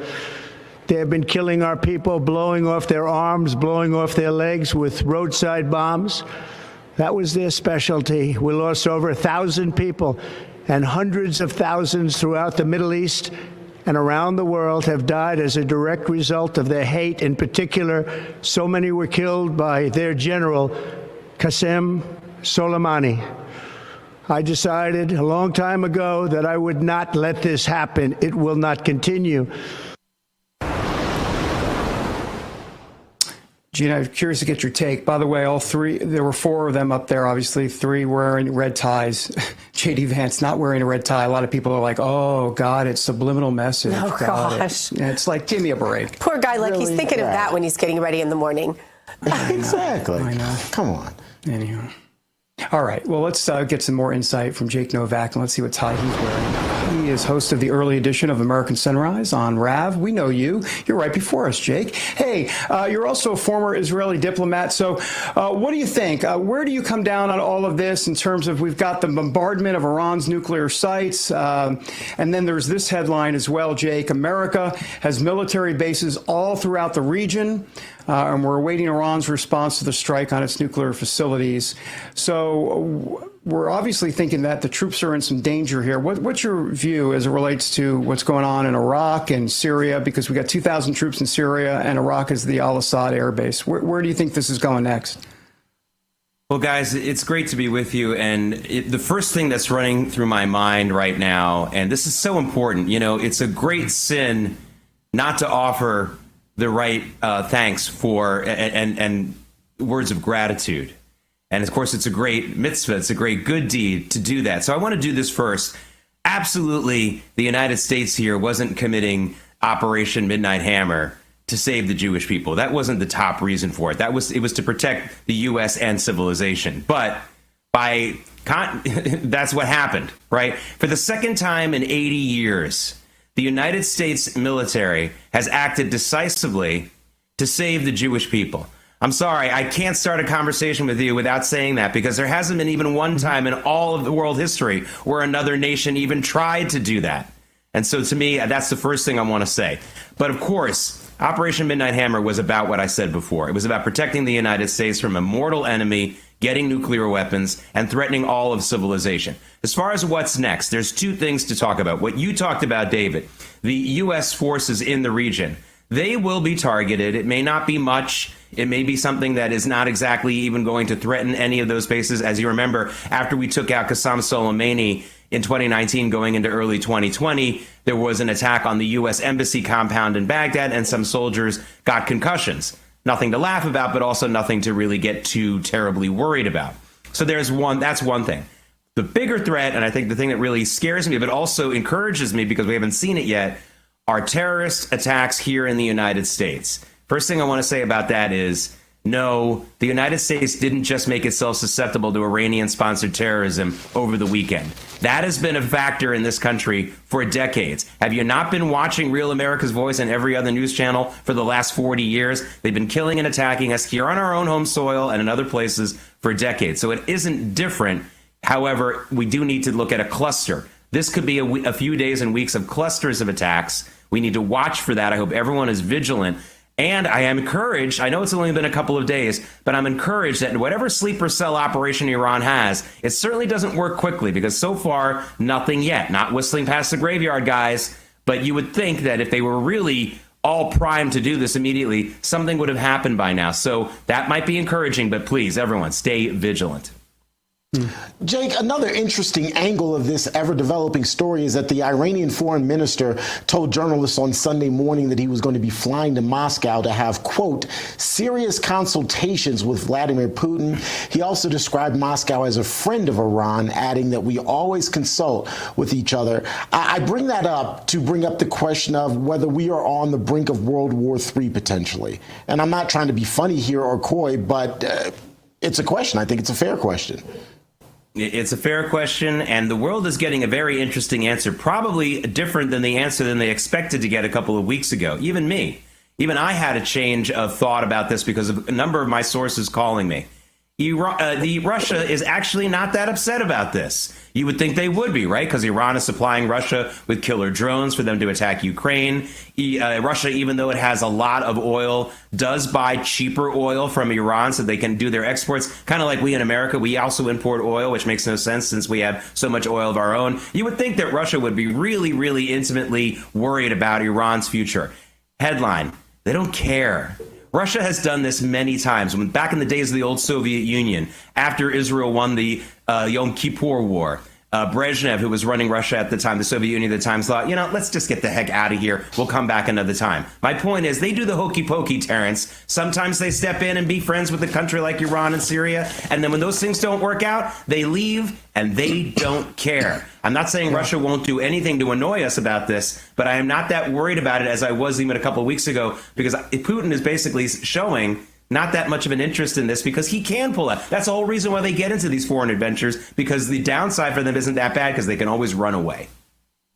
There's not an appetite very much, Jake, for any sort of intervention at this point in the American electorate. It seems like with Ukraine, the attitude is sort of, we really want the best for the Ukrainian people, but we're tired of fighting everyone else's fight. I think people feel that way a lot about Israel. I think everyone's compassion is there for everything the Israeli people have been through. Certainly no one likes the flare of anti-Semitism happening across the world right now. But Americans feel like, wow, we have really been through tragedy and we weren't even awake. Like, we were invaded on our borders with the last administration and the Obama administration as well. And we didn't even have a say in it. And we've got to worry about home soil. So what is your take, if you could give a grade to Bibi Netanyahu and his, not just his, but his reactions leading up to this? Oh, well, I mean, he's been, he gave a statement right after President Trump gave his announcement to the American people on Saturday night. Netanyahu went on TV after that and on the internet, and it was all a big thank you to the United States. That was interesting and a sharp contrast to Volodymyr Zelensky at the White House, you remember a couple of months ago, not being able to say thank you properly. A lot of people are showing those two videos back to back on social media saying, was that so hard, Vladimir? So that's one thing that's happening. I have to give him a strong grade on it. But, I want to get to your point about our homeland, because I agree with you. The focus needs to be on our homeland now, not just because we've had this illegal immigration invasion in this country and we have our own other problems, but Dr. G, they're actually related. In 2022, Dr. G, when I heard that the predominant number of men coming over our border were from Venezuela, I said to myself, oh my God, this is Iran. Iran has had intimate relations with the Venezuelan government for a long time. Hezbollah operates in Venezuela. And I knew that Iranian agents, Hezbollah agents, were part of that massive illegal immigration that's coming into this country. So it's not just the cartels. It's not just people who are criminals who are trying to avoid the law in their own home countries. It's also Iranian-backed terrorists. So please, President Trump, let's continue with this deportation policy. Let's continue to ignore the sanctuary city stuff, because not only will that help us domestically, but it will help us probably just as much as these bunker-busting bombs, Dr. G, to help protect the United States. We have to do both. I would be delighted if the focus is now shifted by, maybe President Trump can say this, maybe Kristi Noem can say this in the next couple of days, saying, we just knocked out Iran's nuclear facilities, but their terrorism facilities in this country are still alive and well until we get these deportations done. These federal judges and these sanctuary city mayors and governors got to get out of our way, because that's just as dangerous as what we just did in Iran. That's what I would like the message to be. Jake Novak, we appreciate your perspective this morning. Appreciate you waking up and being here with us today, even though I guess you were up even earlier than we were on the show before. Always good to see you, Jake. Thanks, I didn't take my second nap. Thank you. Yeah, all right. Well, coming up, folks, congressional discord as members of Congress from both sides of the aisle fume after President Trump forgoes their approval on the Iraq attack. We'll talk more about that. Plus, will our service members in the Middle East find themselves in the middle of harm's way, or will Iran fold? Those stories and more ahead here on American Sunrise.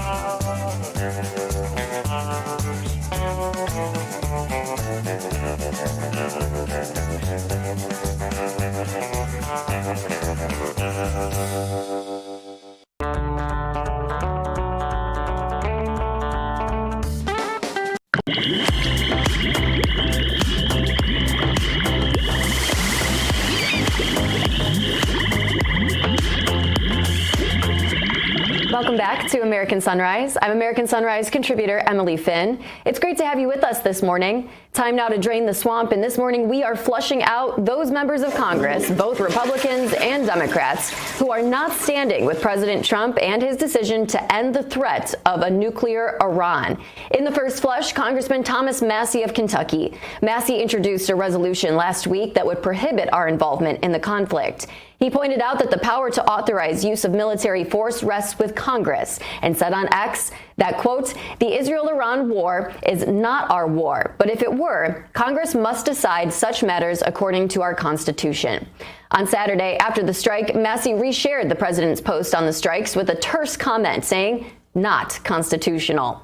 Next down the drain, House Democratic leader Hakeem Jeffries and the other Democrats who agreed with Massie that the president should have consulted Congress before the attack. There's the second flush. Jeffries demanded that lawmakers be fully and immediately briefed on the attacks in a classified setting. He went further and then attacked the president's actions, saying, quote, President Trump misled the country about his intentions, failed to seek congressional authorization for the use of military force, and risks American entanglement in a potentially disastrous war in the Middle East. We want to know what you think. Let us know on Rumble or Getter. Make sure to hop on and let your voice be heard. Coming up on American Sunrise, we're waiting for the opening bell at the New York Stock Exchange. The market is about to open. Will the markets respond favorably to the Iran attack, or will they take a dive? Either way, we're bringing that to you live. But next, trouble on the home front as America takes Iran to task over its nuclear ambitions. Does the Islamic Republic have sleeper cells already inside the United States, ready to do the Ayatollah's bidding? Oh, pretty scary stuff here. It's ahead as American Sunrise continues.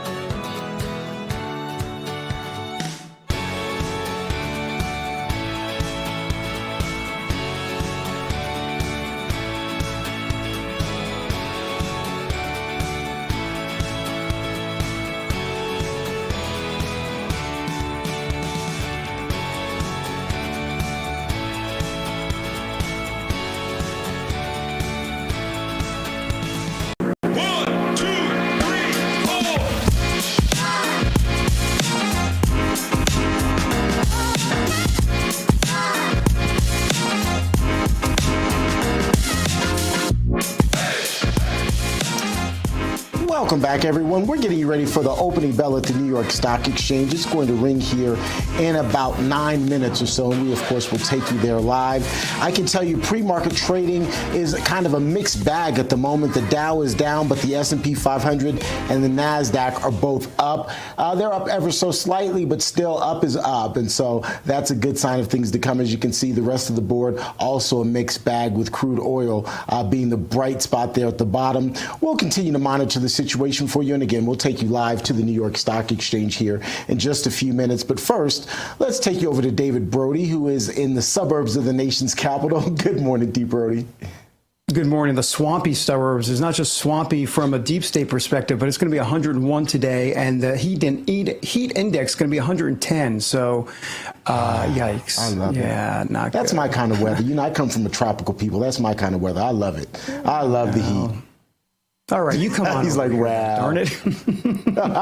All right, T. Let's turn our attention, obviously, back to the war in the Middle East, America's role in bringing an end to Iran's nuclear ambitions. You had Defense Secretary Pete Hegseth say yesterday, Sunday, you talked all about this. He was front and center as to what was actually carried out. Have a look. The order we received from our commander-in-chief was focused, it was powerful, and it was clear. We devastated the Iranian nuclear program. But it's worth noting the operation did not target Iranian troops or the Iranian people. For the entirety of his time in office, President Trump has consistently stated for over 10 years that Iran must not get a nuclear weapon. Full stop. Thanks to President Trump's bold and visionary leadership and his commitment to peace through strength, Iran's nuclear ambitions have been obliterated. Joining us now with reaction, former FBI Special Agent, former Navy SEAL, Jonathan Gilliam. I say former Navy SEAL. Listen, once a Navy SEAL, always a Navy SEAL, that's for sure. Jonathan, thanks for being here. I appreciate it. So let me get your assessment of this operation. I mean, tactically, my goodness, I mean, it seemed perfect to me. I'm not a military guy, but, I also didn't fall off the turnip truck yesterday. What do you think? How was this handled exactly? Well, first of all, I want to know where these turnip trucks are, because I've always heard that phrase, but are there really turnip trucks? I've never seen one. I've never seen one. But here's the interesting thing about that phrase that you just used. We use those phrases all the time, right? But in a lot of ways, sometimes they're myths. And the reality of Iran for years and years, because they started with a bang in 1979, the current regime started with a bang and took hostages and came out with a murderous, threatening attitude immediately. And they also created a myth that they made bigger and bigger. And, I was in military and law enforcement for 20 years. I was taught by people who were taught 20 years before that Iran was not to be messed with. But as Israel has shown, that myth in a large part is not exactly true, that they are a weak nation of fighters when it comes to anything but proxy wars, terrorism, and really intelligence. That's the three things that they're really good at. But it's the three things they were allowed to become good at because of this myth. And they almost became a nuclear power because of the same myth. And finally, Israel stands up to them. And there was one particular tactical strike that they were not able to do. So they called President Trump, and this is very important for people to realize. President Trump weighed the options, and he knew from a strategic, there's a difference between tactical and strategic. The overall look of things, the overall plan, that's the strategic look. And he looked at that and said, it's tactically viable for us to carry out a strike for our own good, as well as for the greater good of Israel and the rest of the world. So he did that. And the military showed that they have the ability to carry out these strikes without a ground war. And so the other myth that we've been plagued with since the previous administrations had us in forever wars, President Trump has the ability and has shown that you can go in and do tactical strikes to carry out a strategic plan without getting into a foot war and without getting into a war in general. And I think people need to realize that myth that we have to stay completely out of everything that is a threat to us without because we're going to risk putting our troops on the ground is not true. And so politicians and leftists and even weirdos like Massey have jumped on the bandwagon because that's what they build their careers on, are these myths. I 100% agree with everything you just said. By the way, do you think Iran has lost the ability now to make a nuclear bomb? We're assuming they have. I mean, and what does this mean? I mean, technically, I guess they could try to rebuild it in decades, but then again, there might not be a regime to build it. What do you think is going to happen here in the future? Well, I don't know exactly. I mean, a lot of attention has been placed on this particular area, Fordow, I think is how you say it, and a couple other places which have been decimated. But what were they able to move before those strikes?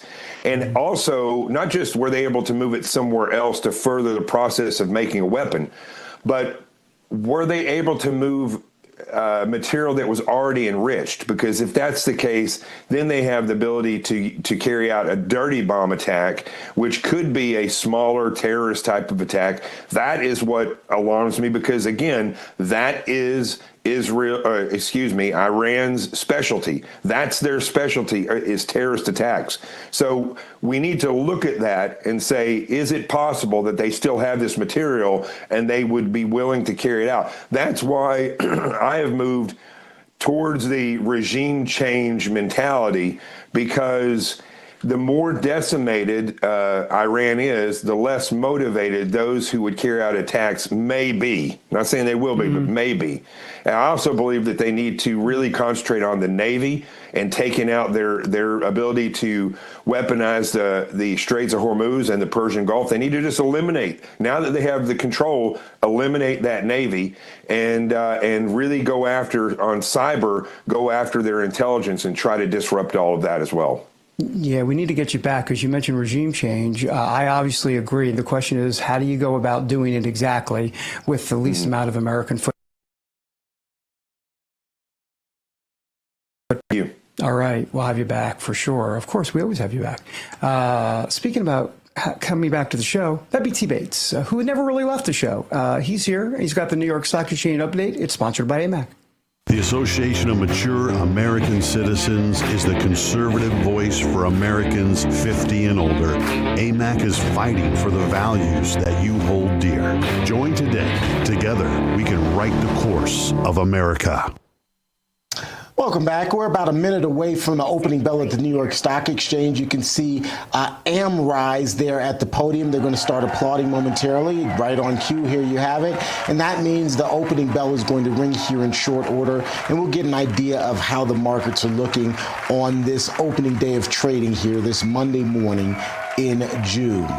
I can tell you that pre-market trading been pretty much up and down so far this morning, but right now it's up. All of the indices are in the green, and hopefully it's going to stay that way for the time being. So there you hear it, ladies and gentlemen. The bell is ringing. That means the markets are officially open, and just like that, everything sunk. Everything went back down into the red almost immediately. Again, it's probably going to be an up and down day on the markets, particularly given what's happened in Iran. Typically, when there's uncertainty or something like that happening around the world, the markets tend to go up and down. They tend to yo-yo. And so right now, over the past 10 minutes ago, we're seeing some of that yo-yo. As I said just a few minutes ago when I looked, it was in the green. Now it's back in the red. And we'll see how long it takes to get back into the green. We'll continue to monitor it for you, though, throughout the day. Meantime, we're just days away from what's been dubbed the Rio Reset. It's the greatest threat to the U.S. dollar's global dominance in over 80 years. On July 6th, BRICS nations, which include Russia, China, India, Iran, and many others, are expected to unveil their plans to circumvent the U.S. dollar, thus cratering its value.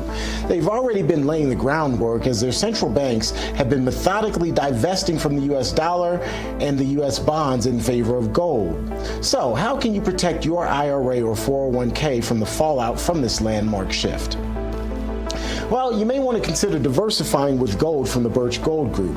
Historically, gold has been a safe haven in times of high uncertainty, which is right now. Get a free information kit on tax-sheltered gold IRAs by texting the word America to the number 989898. July 6 marks a monumental shift that's happening among nations that control 1/3 of the world's GDP. Arm yourself with information to diversify your retirement savings. You can do so simply by texting the word America to the number 989898 and claim your free information kit from the Birch Gold Group. All right, folks, time for another quick break. When we come back, the Iranian resistance. Are there people in the Islamic Republic ready to overthrow the Ayatollah and his henchmen and restore normalcy to what once was the jewel in the Middle East? The inside and untold story is ahead here on American Sunrise.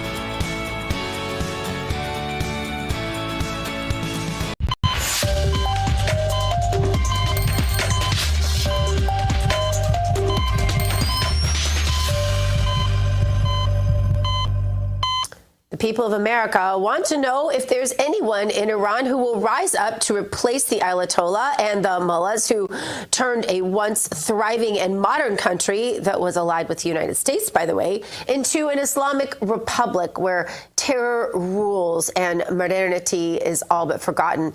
The headline goes like this: exiled Iranians say regime's grip on power weakening day by day, and they're ready to build a new future. And this headline from Just the News: Trump jumpstarts MIGA movement. Regime change meaning make Iran great again. Regime change would make Iran great again, he said. Banafsheh Zand is an Iranian writer, film producer, and human rights activist who wants to see Iran return to normalcy and modernity that existed before the Islamic Revolution of 1979. But Banafsheh is also the host of Iran So Far Away on Substack, and she joins us right now. Good morning. How far do you think these strikes on the nuclear facilities in Iran take us in steps to the right direction of the goals that you talk about all the time? Do you mean that are the attacks, are the hits, are they? I don't understand. Could you please rephrase your question? Sure, of course. Just asking if you think that these strikes take the world in a step in the right direction, and if so, how far a step in the right direction were these hits in terms of the goals that you yourself have in mind for Iran? Well, it has facilitated getting rid of a lot of the structure of the regime. And it has helped the Iranian people who have protested for decades and who have been ignored by international politicians and have been lied about by the international media. It takes them very much closer to regime change that is going to be brought about by our Crown Prince, Reza Pahlavi, who has been working tirelessly for several years in bringing together some of the best Iranian minds, industry captains. There are people from within the regime who have actually been working for the Crown Prince and for the overthrowing of the regime. They have been double agents, basically. And all of that is now being worked on. Iran is by far not at all Iraq.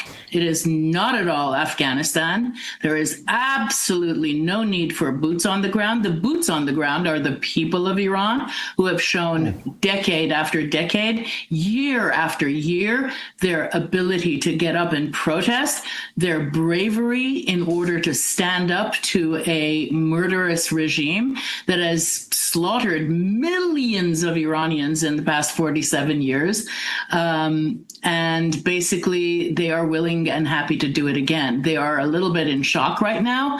They're a little scared because the attacks bring back, images of the 1980 to 88 Iran-Iraq war. That was very, very painful and difficult. That was inflicted on us by the Khomeiniist regime. And it is something that basically they need to sort of accept it for what it is and get over their fear as slowly, day by day, they are. So let me ask you this. Let me follow up, and I'm paraphrasing, but you used the word it's being worked on, as in essence, regime change is kind of being worked on from the inside. You talk about these double agents.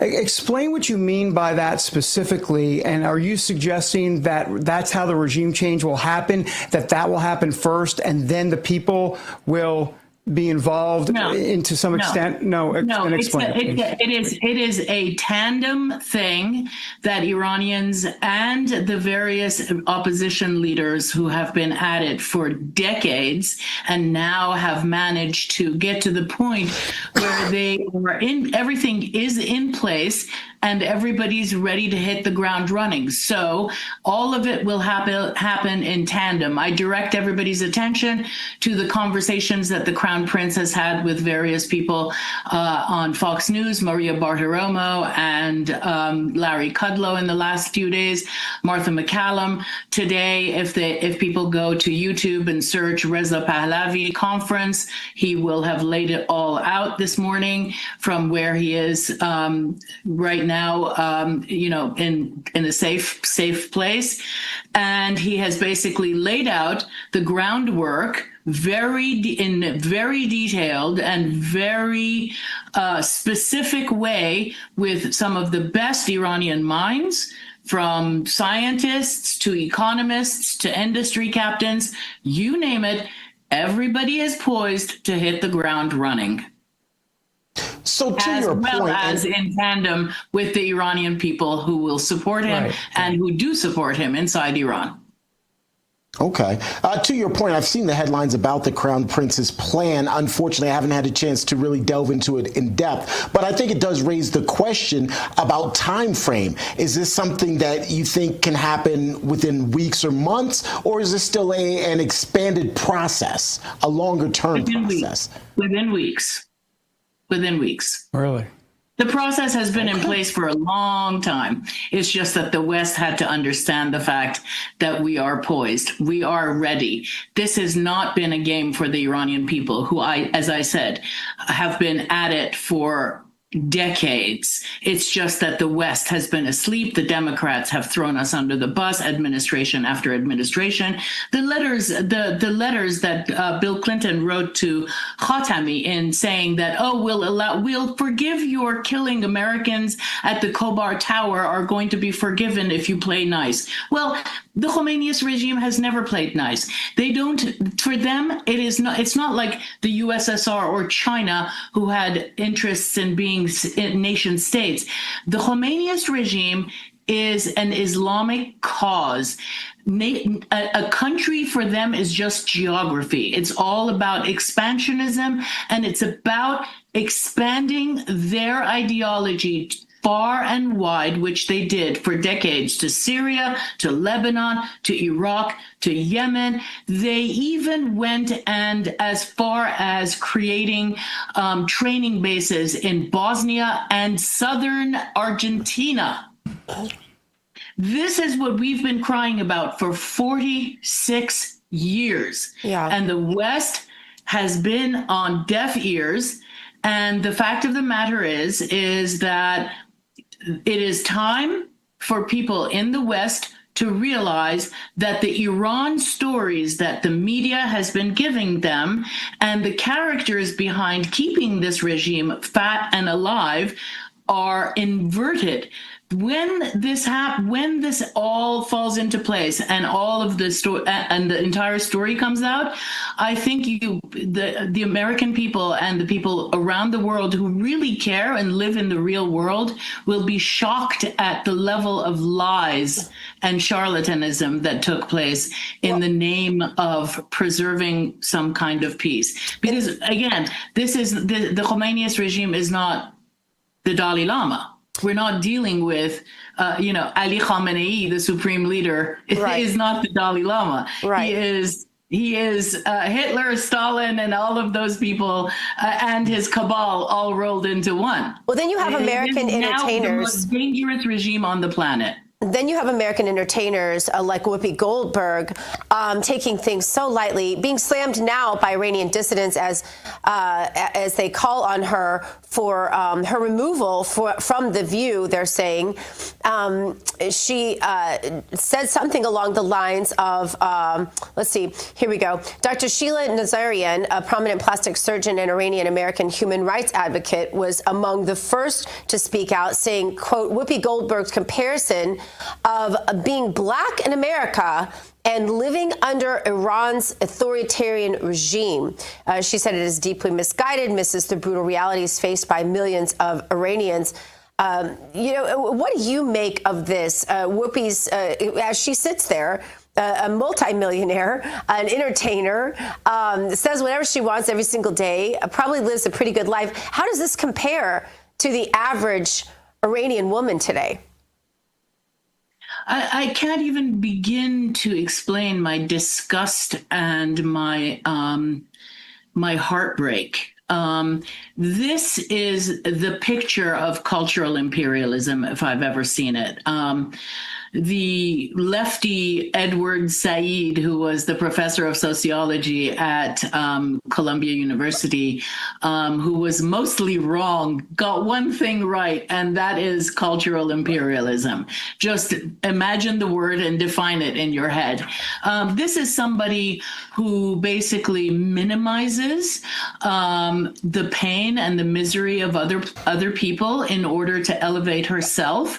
This is somebody who uses the innocence and the desperation of other people as a tool in order to basically describe her position in life, which is nothing more than grandstanding.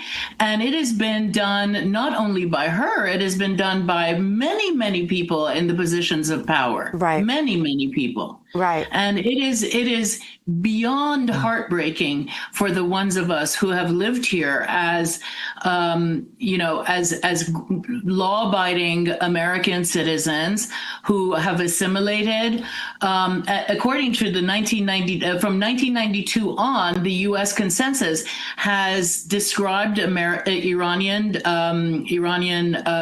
immigrants to the United States as people who are independent, successful, hardworking, most educated, and most law-abiding. So for this woman, the 1%ers of the world that I call them, the spoiled Hollywood bubble dwellers, as far as I'm concerned, these people just shoot themselves in the foot and show their own ignorance when they say make such statements. Yeah, exactly. Well, we sure appreciate you being with us today and giving us your perspective.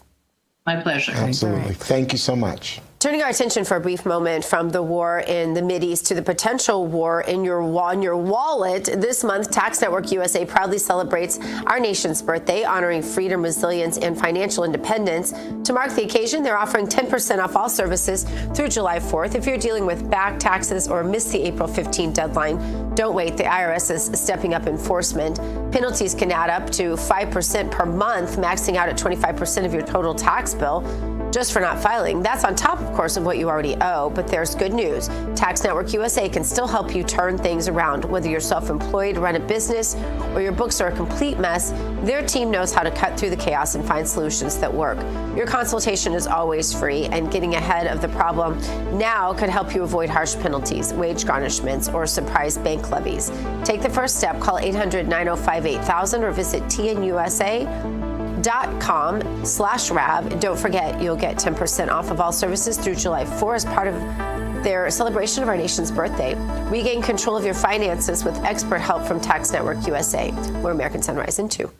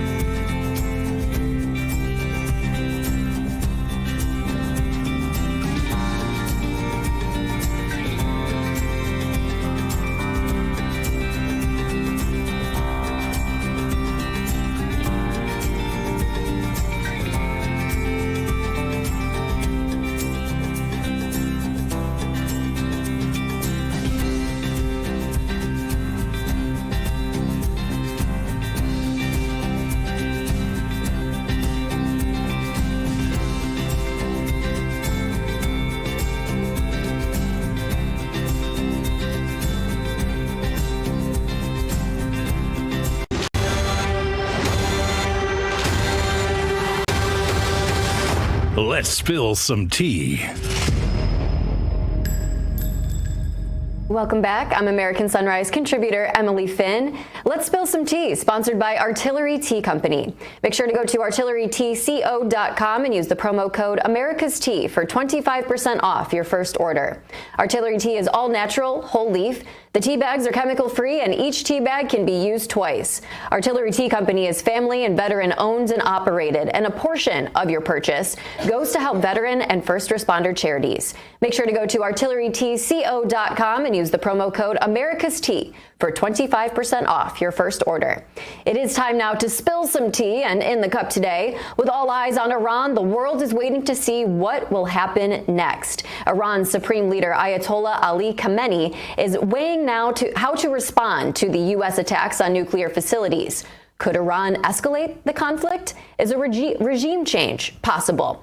Let's bring in Gina, David, and Terrance for discussion here. You know, I think this conversation really shifted to this idea of regime change with the president's post on Truth Social last night. You know, he admitted, I know it's not politically correct to use this term, but why wouldn't there be regime change if they're not able to make Iran great again? Gina, where do you think this goes from here? Well, I think the president's comments were on point and what most of Americans are thinking, but it was almost a cheerleading capacity, right? I mean that in the nicest way as a former cheerleader. I really do think that he was saying, hey, you know, we're behind you, go get it. I didn't take it. And I'm curious how everyone else felt, but I didn't take it at all as him saying that the United States would in any way be responsible for this. I almost took it as him reassuring Americans that he didn't feel like this was our burden, that more this is on the Iranian people, and that's where the responsibility lies. I don't know. I'm curious what you guys think, David. Well, I agree with the sentiment and your analysis of all of it. All right, David, I think we're having some problems with your audio. We're going to try to get that fixed for you. Dr. Gina, I tend to agree with David. I agree with your sentiment, and I think President Trump was trying to send a message, and I think it was probably a dual message. One, to the American electorate that we've done our job. We're going to stay out of this. Be heartened that we're not going to have boots on the ground, if you will, in Iran for any sort of regime change. That we have finished our job for now. But I think there also was a message to the Iranian people that regime change is now in your hands. Yeah. We have dismantled. We sent a message. We've dismantled the nuclear program there, or at least nuclear capabilities. But a regime change is now in your hands. If you want change as the Iranian people, I think President Trump's message was really to encourage them to stand up and to go about that duty. Absolutely, Terrance. I think you're spot on with that. And Gina, I think your assessment is spot on as well. And let's remember that Defense Secretary Pete Hegseth and Vice President J.D. Vance earlier in the day yesterday had reiterated that, no, this is not something that we are directly involving ourselves in with U.S. Doing a regime change in Iran, but instead empowering them to, like you guys were saying, to uprise and stand up for what they believe in, because it's, this is not something new. This has been going on in Iran for a long time. Guys, if I can just quickly add, though, what I'm really more interested in seeing immediately is President Trump's reaction by NATO leaders tomorrow. We've been kind of reporting that President Trump will be meeting with NATO leaders tomorrow and the day after. I'm curious how he'll be received and the atmosphere, if you will, that's been created following these attacks. That's what I'm going to be watching over the next 24 to 48 hours, because I think that's also going to be telling when it comes to President Trump's continued influence and dominance, if you will, on the world stage. Absolutely, Terrance. Yeah, I think all world leaders are on high alert right now and will certainly be continuing to weigh in as this conflict plays out. All right, great discussion, you guys. Still to come on American Sunrise, we continue to bring you all of the developments out of Iran as the world remains, like I said, on high alert. We'll be right back on American Sunrise.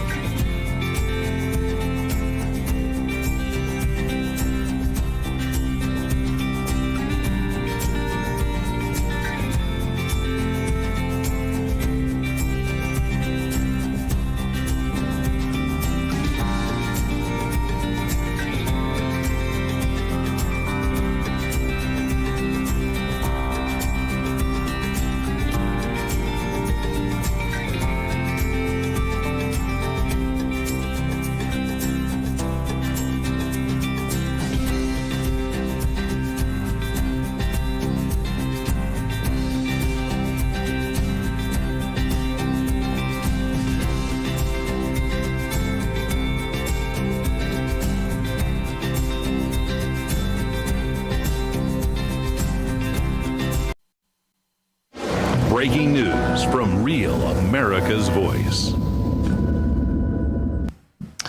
Welcome back. As we begin to wrap up this Monday morning edition of American Sunrise, just want to continue talking about the biggest story of the day, and of course, it's the latest out of Iran. The bombings, of course, have been completed, but now we're waiting, guys, to see if there's going to be any sort of response from Iran. We're hearing that Iranian leaders are going to be headed to Moscow to meet with the Russians to discuss what happened over the weekend. Of course, security forces across the country are beefed up in anticipation, or at least looking for the possibility of any sort of attack here on the homeland. The FBI even saying that there are sleeper cells here in the United States, and so they've been surveilling them.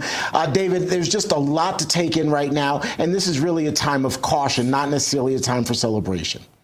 No, there's no doubt about that. What I was saying earlier, because I obviously would want to kind of finish my thought, even though I really never started since my mic kind of went wacko. I think the Iranian supreme leader cut it off in his bunker there.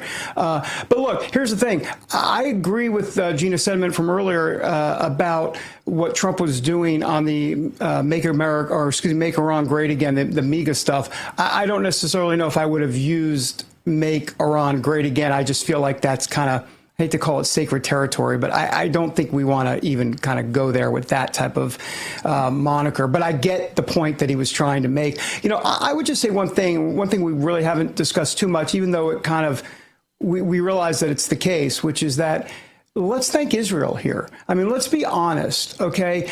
If Israel didn't do the dirty work and get the path cleared, if you will, America would not have gone in. I mean, we're not going to send our B-2s into Iran if Israel's war against Iran had been disastrous, but it wasn't. And Trump loves success. And we know, based on some reporting that I've seen, but specifically as it relates to how I know, and Gina, you know President Trump, he loves success. And he saw what Israel was doing, and